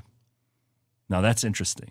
Low verbal intelligence means you're automatically attracted to authoritarianism. Wow, these meek people. Yeah. Your question was, what would I do? Yeah, what would you do, President? I don't know, man. I think structurally there are things that are so far eroded. There would be a lot to be done to understand the best way for us out of the problem. You mean you couldn't just nationalize the banks or? Well, let's be clear, we're not nationalizing Fokol. Let's just be very clear, right? Why? It's such a good strategy. Simple. I'll tell you why you don't nationalize. No, seriously, answer me like you would for people who think that that's a great idea. You see, government is not a meritocratic institution. If it was, the Department of Home Affairs would have awards every year for the best performing clerk. They don't have them because they don't measure the performance of clerks at Home Affairs. The structure of government is not built for meritocracy. It's not built for remuneration based on performance. So the reason you don't take institutions that need to perform and give them to the government is because you're going to flog them with a management system that doesn't require of them to perform. This is why the minute you give anything to the state, they mismanage it. It's not because they wake up this morning going, how can I mismanage this thing? It's because there is no incentive built into the system to perform. Now, in the private markets, there is an incentive. It's called survival. You don't perform, you die. That's the way it works, right? And there is a limitation to how much capital you can raise and constantly underperform. Sooner or later, they're going to change the executive or the board, or the shareholders are going to shut you down. So there is a real existential threat to non-performance. So the reason you don't nationalize institutions that need to perform is because the way our government is built is not for it to be built on performance. There are those who will say, yes, but in China, all right, let's go down this route. In China, they have, ports run by the government and mega cities, and they're doing exceptionally well. And look at their growth rate. Yes, that's true. Have you read any of the Communist Party manifestos? Have you watched any of the conferences that they publish online? Also, have you noticed that if a minister or a person who's put in charge of the port, for example, doesn't perform, he just disappears? Yes. Ability at the most at the extreme highest level. Yes. but in addition to this, one of the things people don't know is that the CCP has a meritocratic institution of running promotion. It's not like the ANC. I want to be clear on this, and I say this with all the love and respect for our ruling party.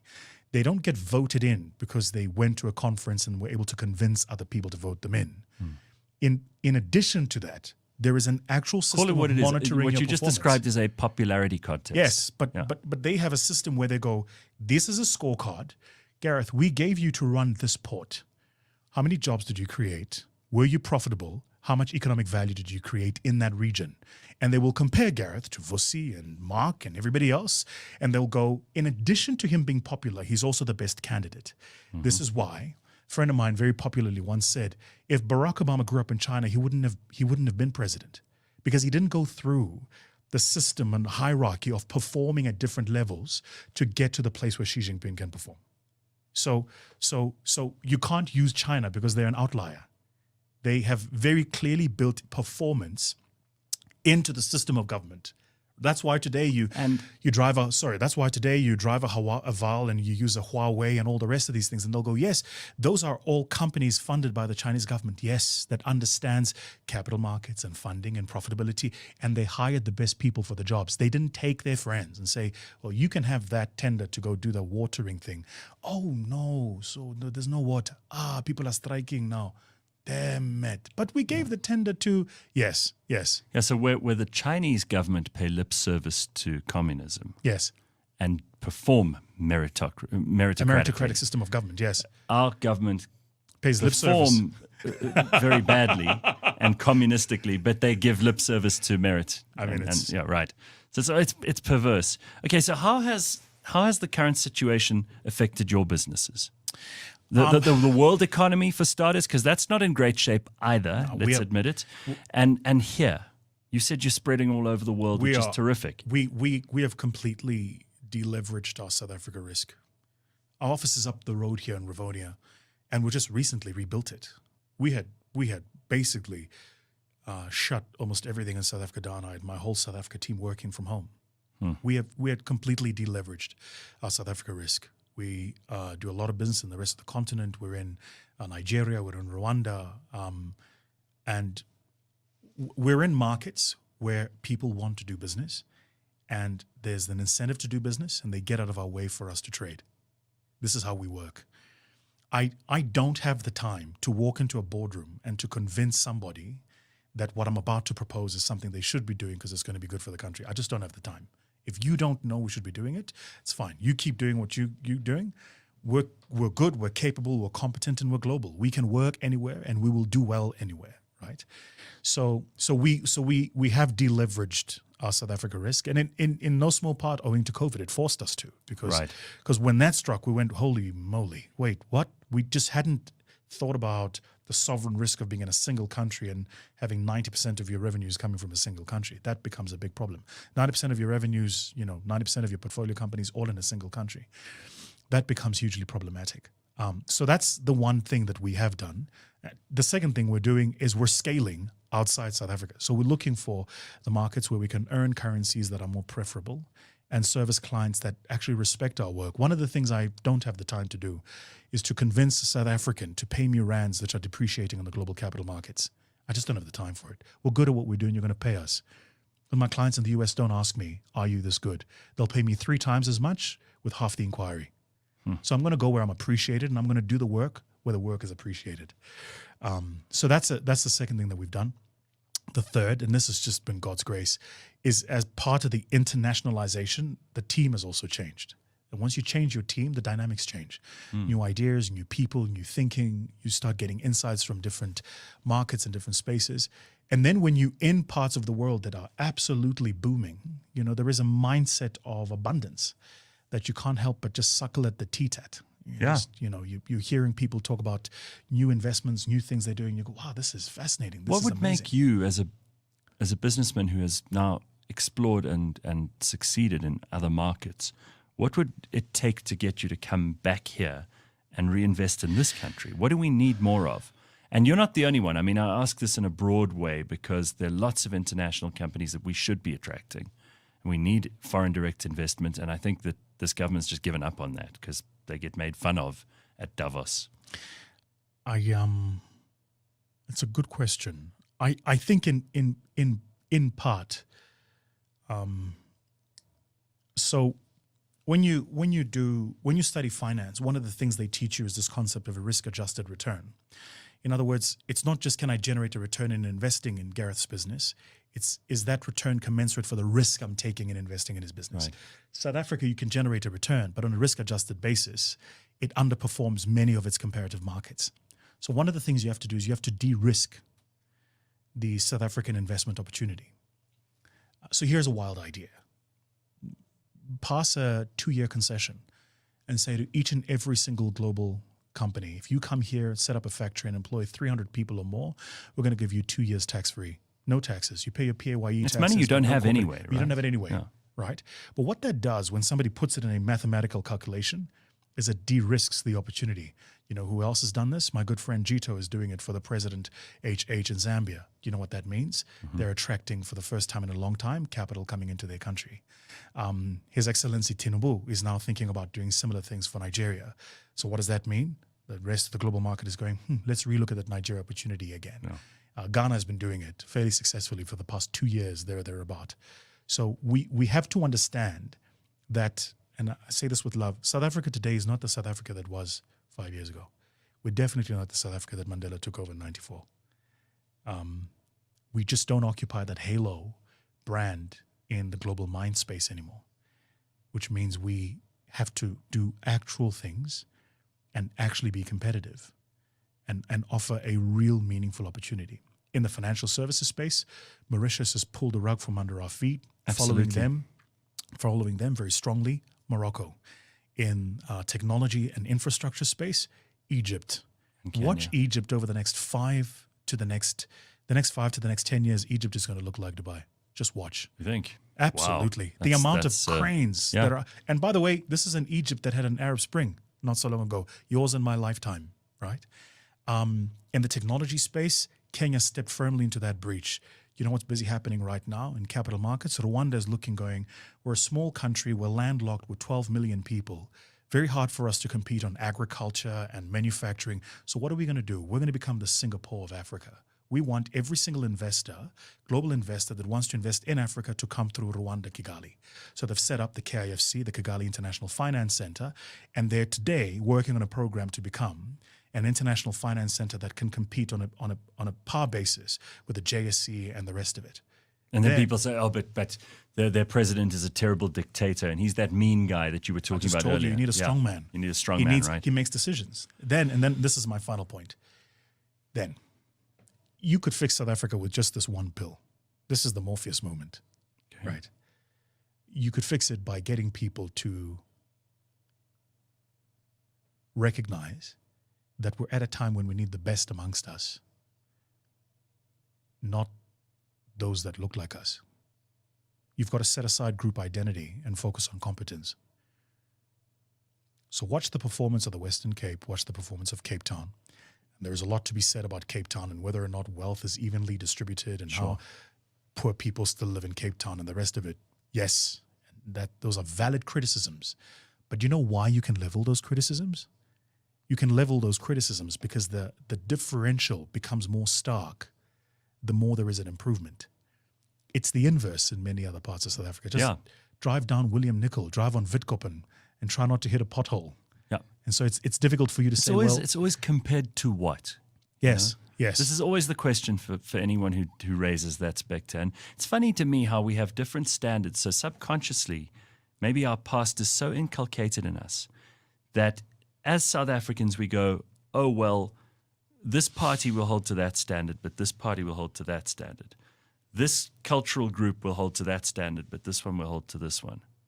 And we don't even realize we're perpetuating the bad policies of our ancestors on both sides because of insecurities, superiority or inferiority complexes.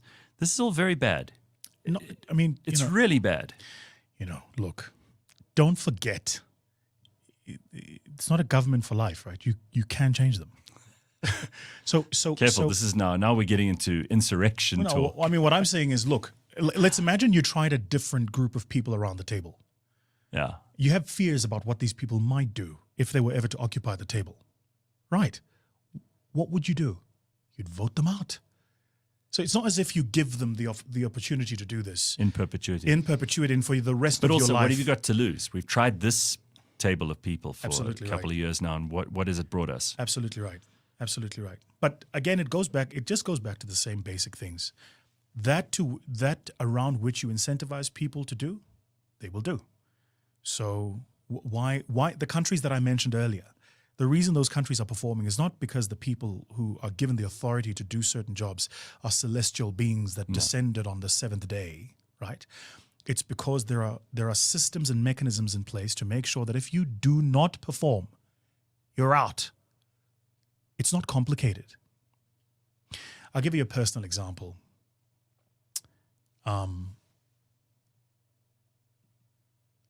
I had a legal matter and had to attend court. My friend, let me tell you. Do you know the number of times? Now, I want you to picture the scene, right? So I'm based here, based in the Middle East. There were times when I'd have to fly into the country just to appear in court. Do you know the number of times? And then I pay a lawyer and an advocate.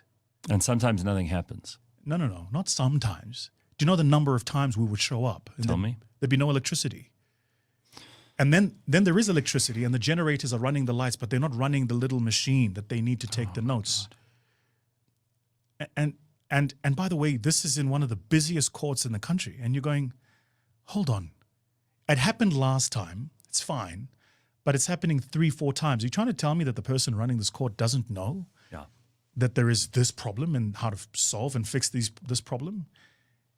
But they get paid the same whether the court works or it doesn't. Well, and this is the problem. That's that performance thing you were talking about. Even the people in the court are frustrated at this because they're like, look at what's happening to my case file. Look at what's happening to my lot. Look at the things I've got to do. Just go to the children's court and have a look at the number of people who are there 3rd, 4th, 5th time to get some semblance of justice. And we have someone here who's been going through this. It's unbelievable. It's hell. It's hell. It's unbelievable. And it's the biggest waste of her time. Now, if I think about what we pay her for her time, there you go. This is not worth her time. Absolutely. You've absolutely nailed it.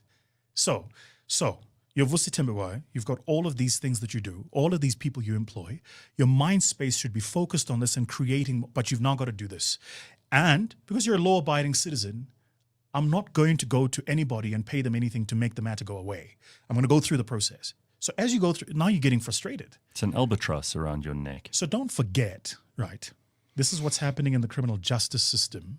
Just put criminal system there because there's no justice in it. But that's what's happening there. I mentioned to you what's happening at Home Affairs. Everybody can tell you about that experience. Talk to anybody that's ever had an experience with the ports and they'll tell you the challenges that they've had there.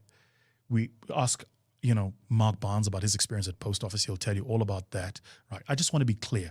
We have tried this thing of letting people in centralized institutions called the state run things. They don't know how to run things. So why are you wanting to give them your health sector? Yeah, please ask that again. And I hear nothing but crickets. Never heard a good answer for that question. Have you? No. All I keep hearing is there is an unequal distribution of access to assets in the health sector. Therefore, yes, but you don't fix an unequal distribution problem by opening the floodgates and without creating new capacity. And in addition to this, giving the full autonomy and authority to an institution that now has a monopoly of power without a counterweight of accountability. This is precisely why government is not good at running things. I'll say it again for anybody who didn't hear that. It's simple. You don't give a monopoly of power without an accountability mechanism. So do you know why these things? This is why JP did what he did in Cape Town with the taxi strike. He was like, "Oh, you think you're going to do what you're going to do and there'll be no consequences? Watch." And then your Minister of Transport stands up and goes, "How does this guy think he's above the law?" It. Yeah. So a Minister of Transport is now arguing another government employee who's simply going, "You will not park taxis on the freeway. You don't get the right to determine what the laws are." What's complicated about that?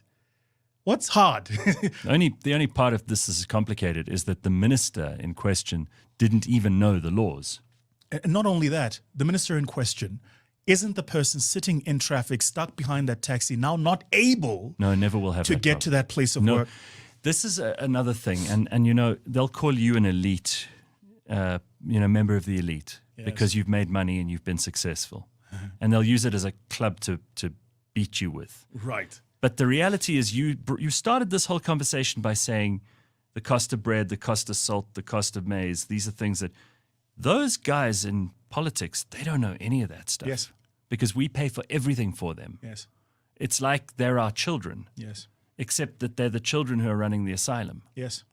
And they drive around in blue light brigades, so they never really need to worry about replacing tires and potholes. Yes. They live in state housing, which we pay for, so they don't actually have to maintain a household. Yes. Which is like the basic function of a family, right? Yes. Like let's keep a place where we can be safe. And they don't have to worry about safety, of course. They don't care about the cost of anything. And so all of that is just pure theoretical, academic, let's make it up and build it backwards to our ideology. Got you. Right? Got you. This is a big problem. They're just out of touch. Absolutely. I had a debate with somebody very high up in the high ups on a plane back. Actually, we were sitting next to each other on a flight back. Was this person happy or unhappy to be sitting next to you? I mean, he knows me well. He knows me well. Right. Former mayor. He and I were debating about something. We were flying back from Dubai together, and so in the debate, I said to him, I said, okay. I mean, I take all of the things that you've just said.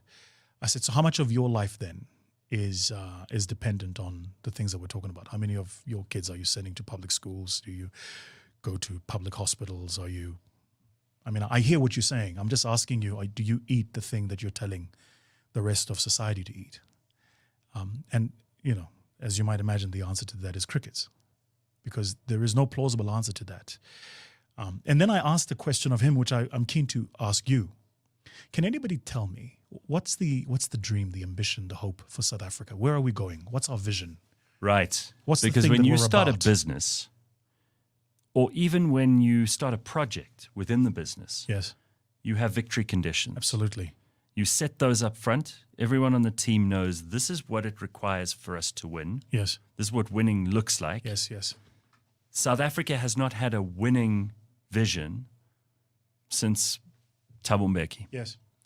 And at least he got growth going. yes, You can criticize him for being a bit centrist, a bit wayward on his HIV and AIDS outlook. You can criticize the way he had a major gap in his understanding of how Zimbabwean elections took place, but he got a good team of people. Trevor, Tito, Maria Ramos. These are smart people who managed to pull things together. And we had growth, 6% at one point. unbelievable. Right? What we would do for that now. Yeah, those are Kenyan numbers. Yeah. And remember, off a very high base. So Right. where's the vision? That's the question. I mean, I remember there was a Send Me Tumamina story. I don't know where that ended up. I seem to remember a year after we were sending me, there was a story about travel to China and a dream about a speed train that could connect one province to another province. I'm not sure whatever happened to the speed train or the dream about the speed train. As a professional orator, I can tell you that in part the reason I made sure that I was not just a public speaker, but I lived in the real world and actually had running businesses, was because there is a point at which people want to weigh you, and you can't be found wanting. Words only carry so far. There's a point at which people go, this sounds great. Let's just test Gareth's character a little bit. What have you done? What have you built beyond the words and the perfect elocution, right? But I can't seem to find what that vision is. I can't seem to.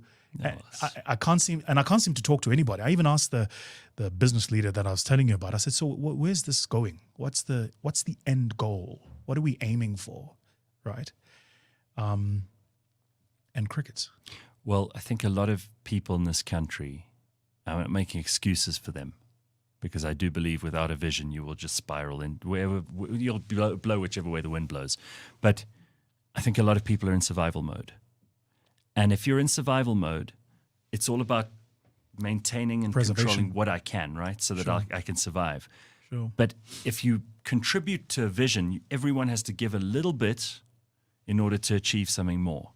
But we're not being offered that exchange because there is no greater vision right now. It's really just each for his own. And it's our time to eat if we're politicians. And as for the rest of you, you're pretty much there to work and bring us some tax money for us to steal. Yeah, this is it's set aside the things you and I have said here, the various criticisms that we have levied against different people. I think what is pretty clear disdain, certainly on my end, I get the sense from you, for some of the people who have authority. Set all of that aside. As a citizen, even if I don't benefit, I still want the country to work. So this thing about having a dream, a vision of something we're aiming for should be at the very least the one thing we can all agree on. Let's disagree on everything else, but let's agree on that. Because without that, then all that happens is we become trolls that are just jumping at different ends of the stadia each shouting for our own corner and chanting our own messaging, hoping one to be more offensive than the other. Attention seeking. It's even worse than that. We're like Kardashians without the sexiness. Right? We're ugly Kardashians. That's what we are when we're jumping around shouting for attention like that. So I know one of the things that I really love about you, and I suspect so many other people do too, is that despite the fact that you're extremely realistic and practical, and you are both those things, you're also somehow optimistic, and not optimism without foundation. But I do think you're one of those people who inspires, and you create vision yourself, which I think we desperately need. You identified that in this last little bit of the conversation in any case. So again, I'm not asking you to perform miracles here, but there's still enough hope in this country. There are 60 million people who need to not only survive but thrive. And in an ideal world, we'd already be there because we would have got the leaders that we probably deserve when the better angels of our nature are sitting on our shoulder. Sure. But what is your feeling going forward? And let's be realistic, but let's also bring in some of that optimism and vision that you're so famous for. Your best case scenario.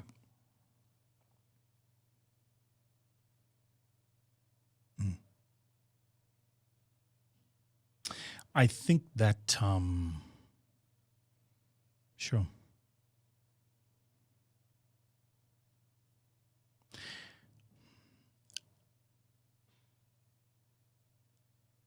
Hey, Gareth.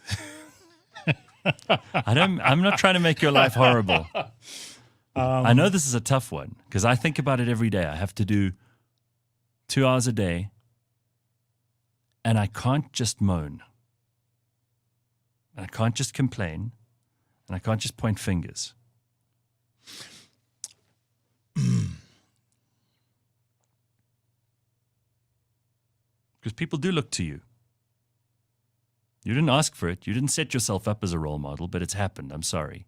Didn't Churchill say some people have greatness thrust upon them? You're one of those people. Yeah. Sorry. God. Yeah, I know. You didn't ask for this.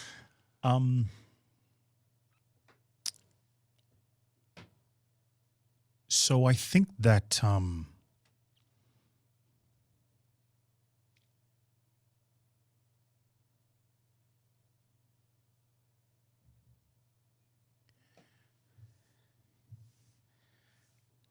I think that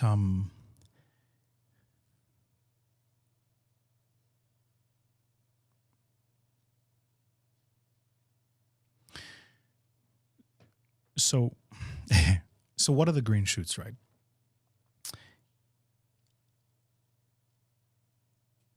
The first is that,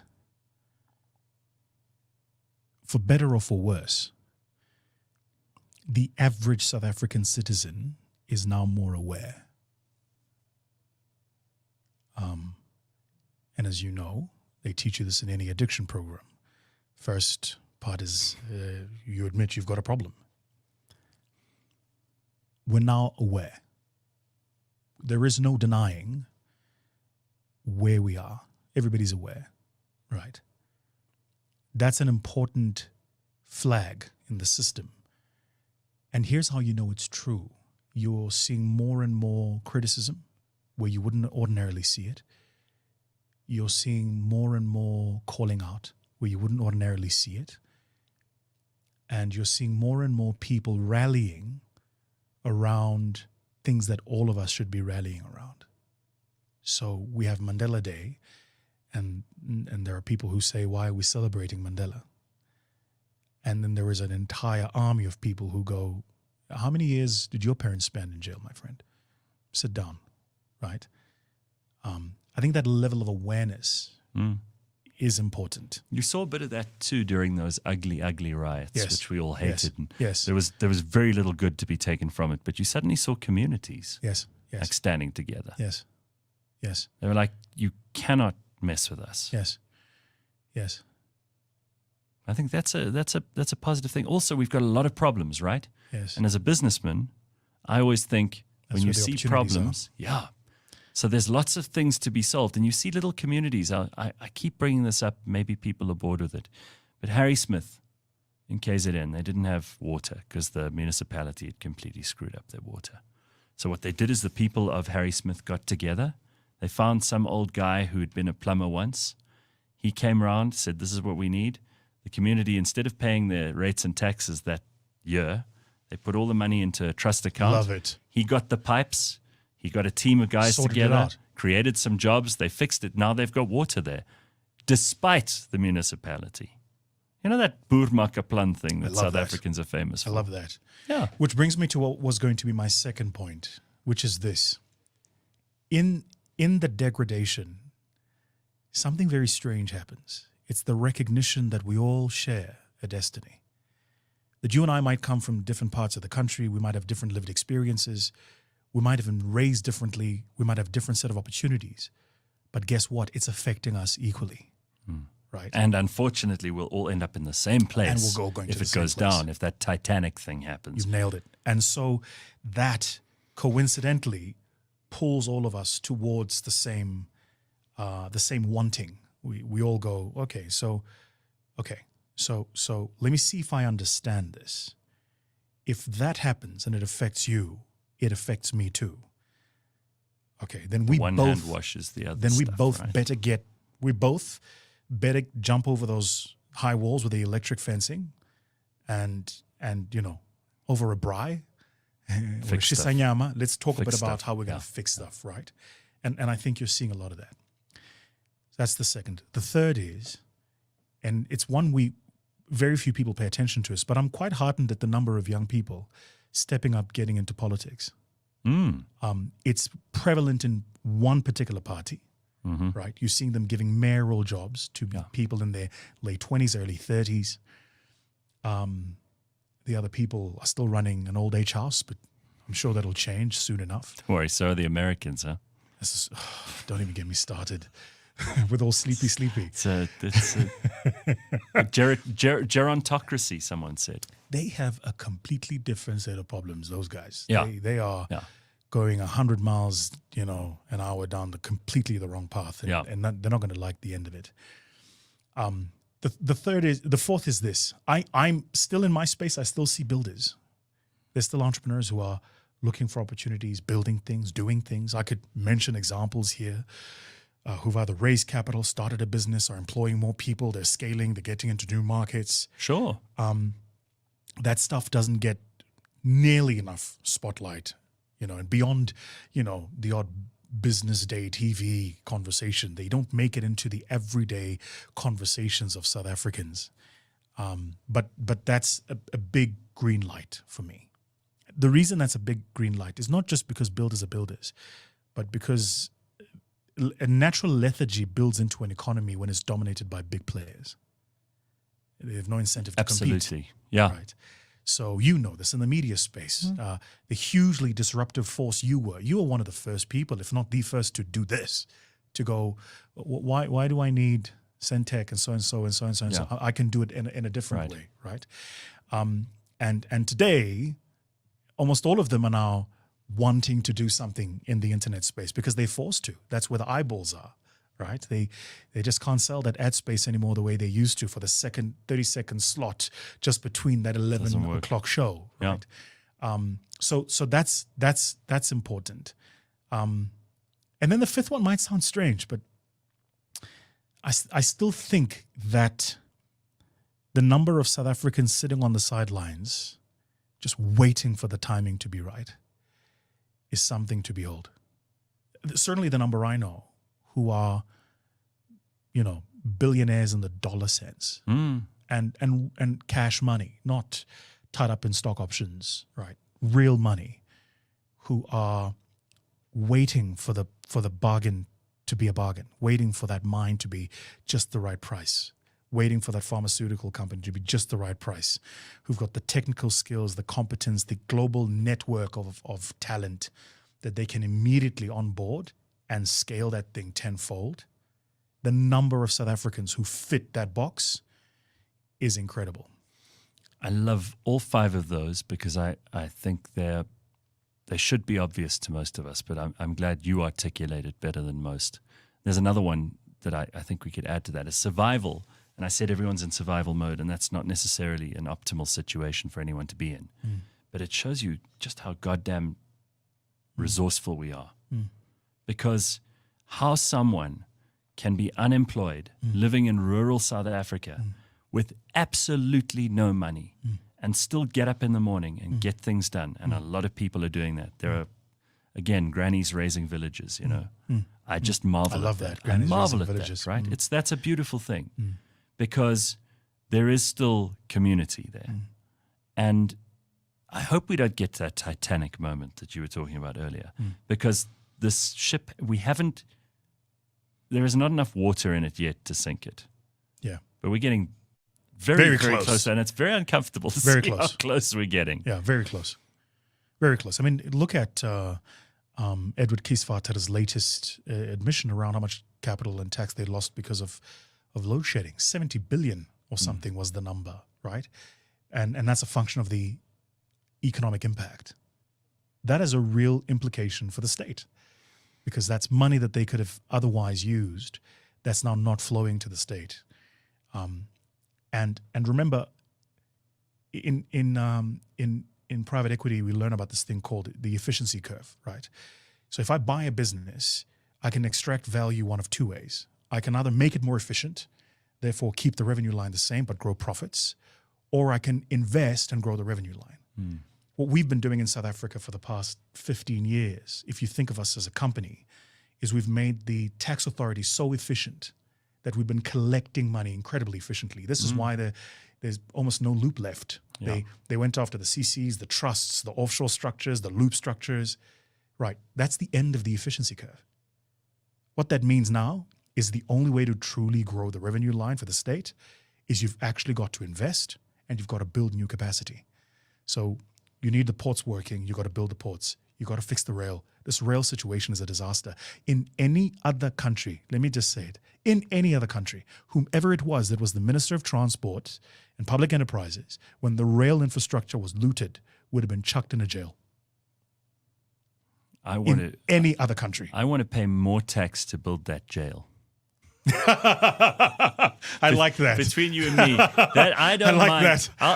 I'll pay another 5%, and that's a lot of money for anybody, right? 5% of your total income. Yeah, it's a lot of money. I'd put that in if they just built that jail and just put those people in it. I mean, it's and again, it goes to the shared Hope destinies. Edward Kisvet is listening. Yeah, and it goes to that shared destinies. The rail transports, when I was growing up, my uncles used to take the rail. My mom at some point used to take the rail. It transports all of our goods used to on the which rail. is why our roads are weren't in the such disaster. poor condition. Yeah, that's where I was going. This with morning I got onto the highway at 5 a.m. and there were 4 trucks in parallel, and luckily there was still one lane open. But 4 trucks, fully laden too. Fully laden. There you go. And so for the entrepreneur, the capitalist, if you want to call him that, he's now affected because he's got an inefficient, expensive route of taking goods to market. Do you know what else that means? It means for the laborer, they're also affected. And the end consumer. And the end consumer pays now, a higher price. To get what you want to what you need is so much more expensive. Yes, that's exactly right.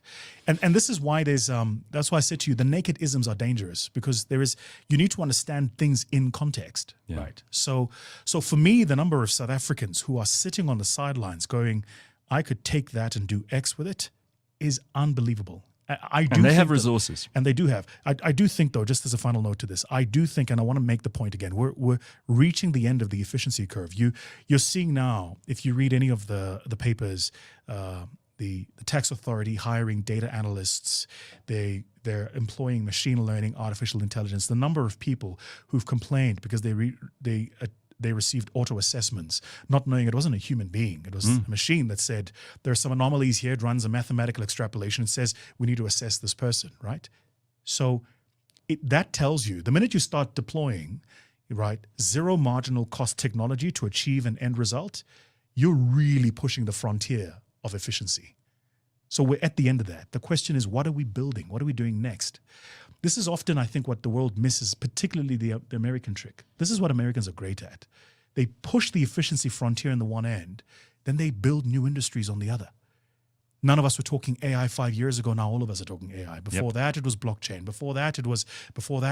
And so you must ask the question. This is why I keep asking, what is the South African thing we are doing? If you were to travel anywhere in the world and people say, so where are you from? You say South Africa. The first thing they're going to say is, Nelson Mandela. Mm-hmm. What's the second thing they say? They usually don't. But that tells you that there is nothing then in the global conversation that is our marked brand contribution. What is the thing we are adding to the world? What is that thing? Tell me one. There's nothing. That, to me, marks a nation that is in an identity crisis, visionless, missionless. If you can't do that in a company with 5 people, you can't do it in a nation with 60 million of them.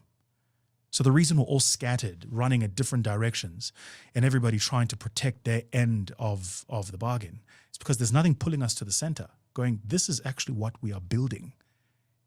So show me that, I said this to, sorry, I don't want to wax lyrical. I said this to a friend of mine. I had a meeting with one of the ministers, the minister of AI. They had a minister of AI in Dubai in 2020 already. So I had a meeting with him, Omar, lovely guy. And he said to me, we're busy working on our Vision 2025. This was in 2021 or 2022. I said, wait, what? He said, we're working on our Vision 2025. Listen to this, Gareth, it's going to blow your mind away. I said, what do you mean Vision 2025? He says, we don't do like Vision 2060 here. Visions are 5 years. Wow. What? Then he says to me, this really blew me away. His department has built a WhatsApp bot that runs the performance indicators for His Highness, the Sheikh. Mm-hmm. So here's what happens. Every day, at the end of the day, all the various ministers of the different departments get sent a link, and when they click on it are the performance measures of their jobs. And they've got every day, they've got to input what they've done.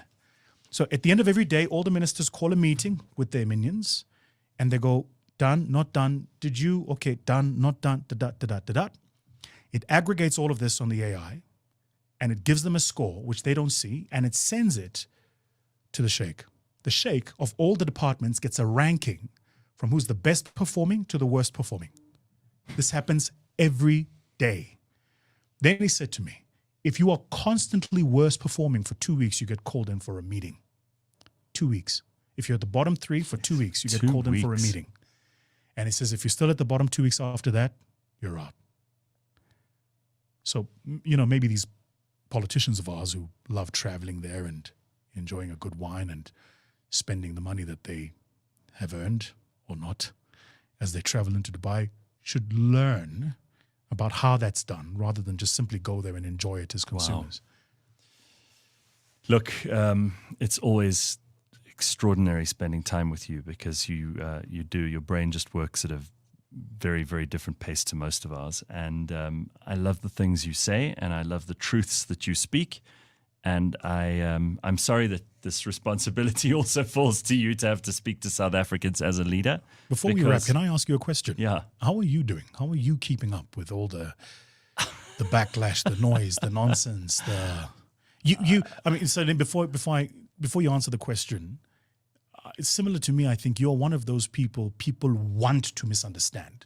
It's not that they don't understand you. It's that I think they actively looking to misunderstand you. They want to be offended. There are always going to be a minority of people who feel that way, but I think the media has a perverse incentive to do that as well. Huh. Like the broad media, because they're desperate for clicks, right? They can't understand why people would listen to Vusi Thembekwayo and not them. It bothers them. So if they can find reasons to make you look silly or to caricature you, then it not only feeds the clicks to them, which they're desperately hungry for, but it also gives them a feeling of superiority over you. But that's a very small problem that's not worth stressing about because you can't control that outcome anyway. Huh. What I think is interesting about being in South Africa at the moment is it's a bit like the Wild West. And people do know, deep down inside, they know when something that you say is true, right? They know when something I say is true. But more often than not, we sometimes get into trouble. We sometimes get very popular, but we give other people permission to say what they really think. Sometimes they just need to see that if someone like you, who's been as successful as you have, can say the things you say, then maybe I can. And if you just do that for a few people, it doesn't take a majority of people to change things. It takes a small, intransigent minority of people who just say, to here and no further. And I think we're getting to that point in this country. Last question. It's in no small part due to what you contribute. Last question. Why are you still here? This is where I can make the most difference. Can't be that simple. Surely. Honest to God, I've thought about it. There were many opportunities. I've never actually spoken about this very much, but this is where I belong. Are you kidding? I speak the language. I know the people. This is home. What are you going to leave your house because it's untidy? No, you tidy it up. And I'm not as brave as you to start other operations out there before I've done what I need to do here. So my priority list is just ordered differently to yours, maybe. This is where I have to this is where I can make the biggest difference. If I'm going to do what I do anywhere else, I'm going to be among hundreds, if not thousands of other people who do the same thing, but who know the terrain better. Here, this is where I can hopefully make a positive contribution. I'm still trying to figure out exactly what that is. It isn't just media, but I don't know where. You don't get despondent? Oh, hell, of course I do. But I've just got less, I don't remember bad experiences as much. So I move on very quickly. If you and I had an argument now, it's kind of my secret superpower. If we had an argument now, in an hour, I'd message you and say, hey, Vusi, thanks so much for that interview. You don't hold on to the bad. Not the bad. I like holding on to the good, which is also why I love seeing you, because you bring a whole lot more good than bad. But there we go. I mean, takes all kinds. Thank you. Thanks for coming to talk to us. Thank you for having me. I know Always it took a while pleasure. to make it happen. No, it's always a pleasure. You've been on the top of our list for a long time. People love hearing from you. Thank you. Ladies and gentlemen, Vusi Thembekwayo.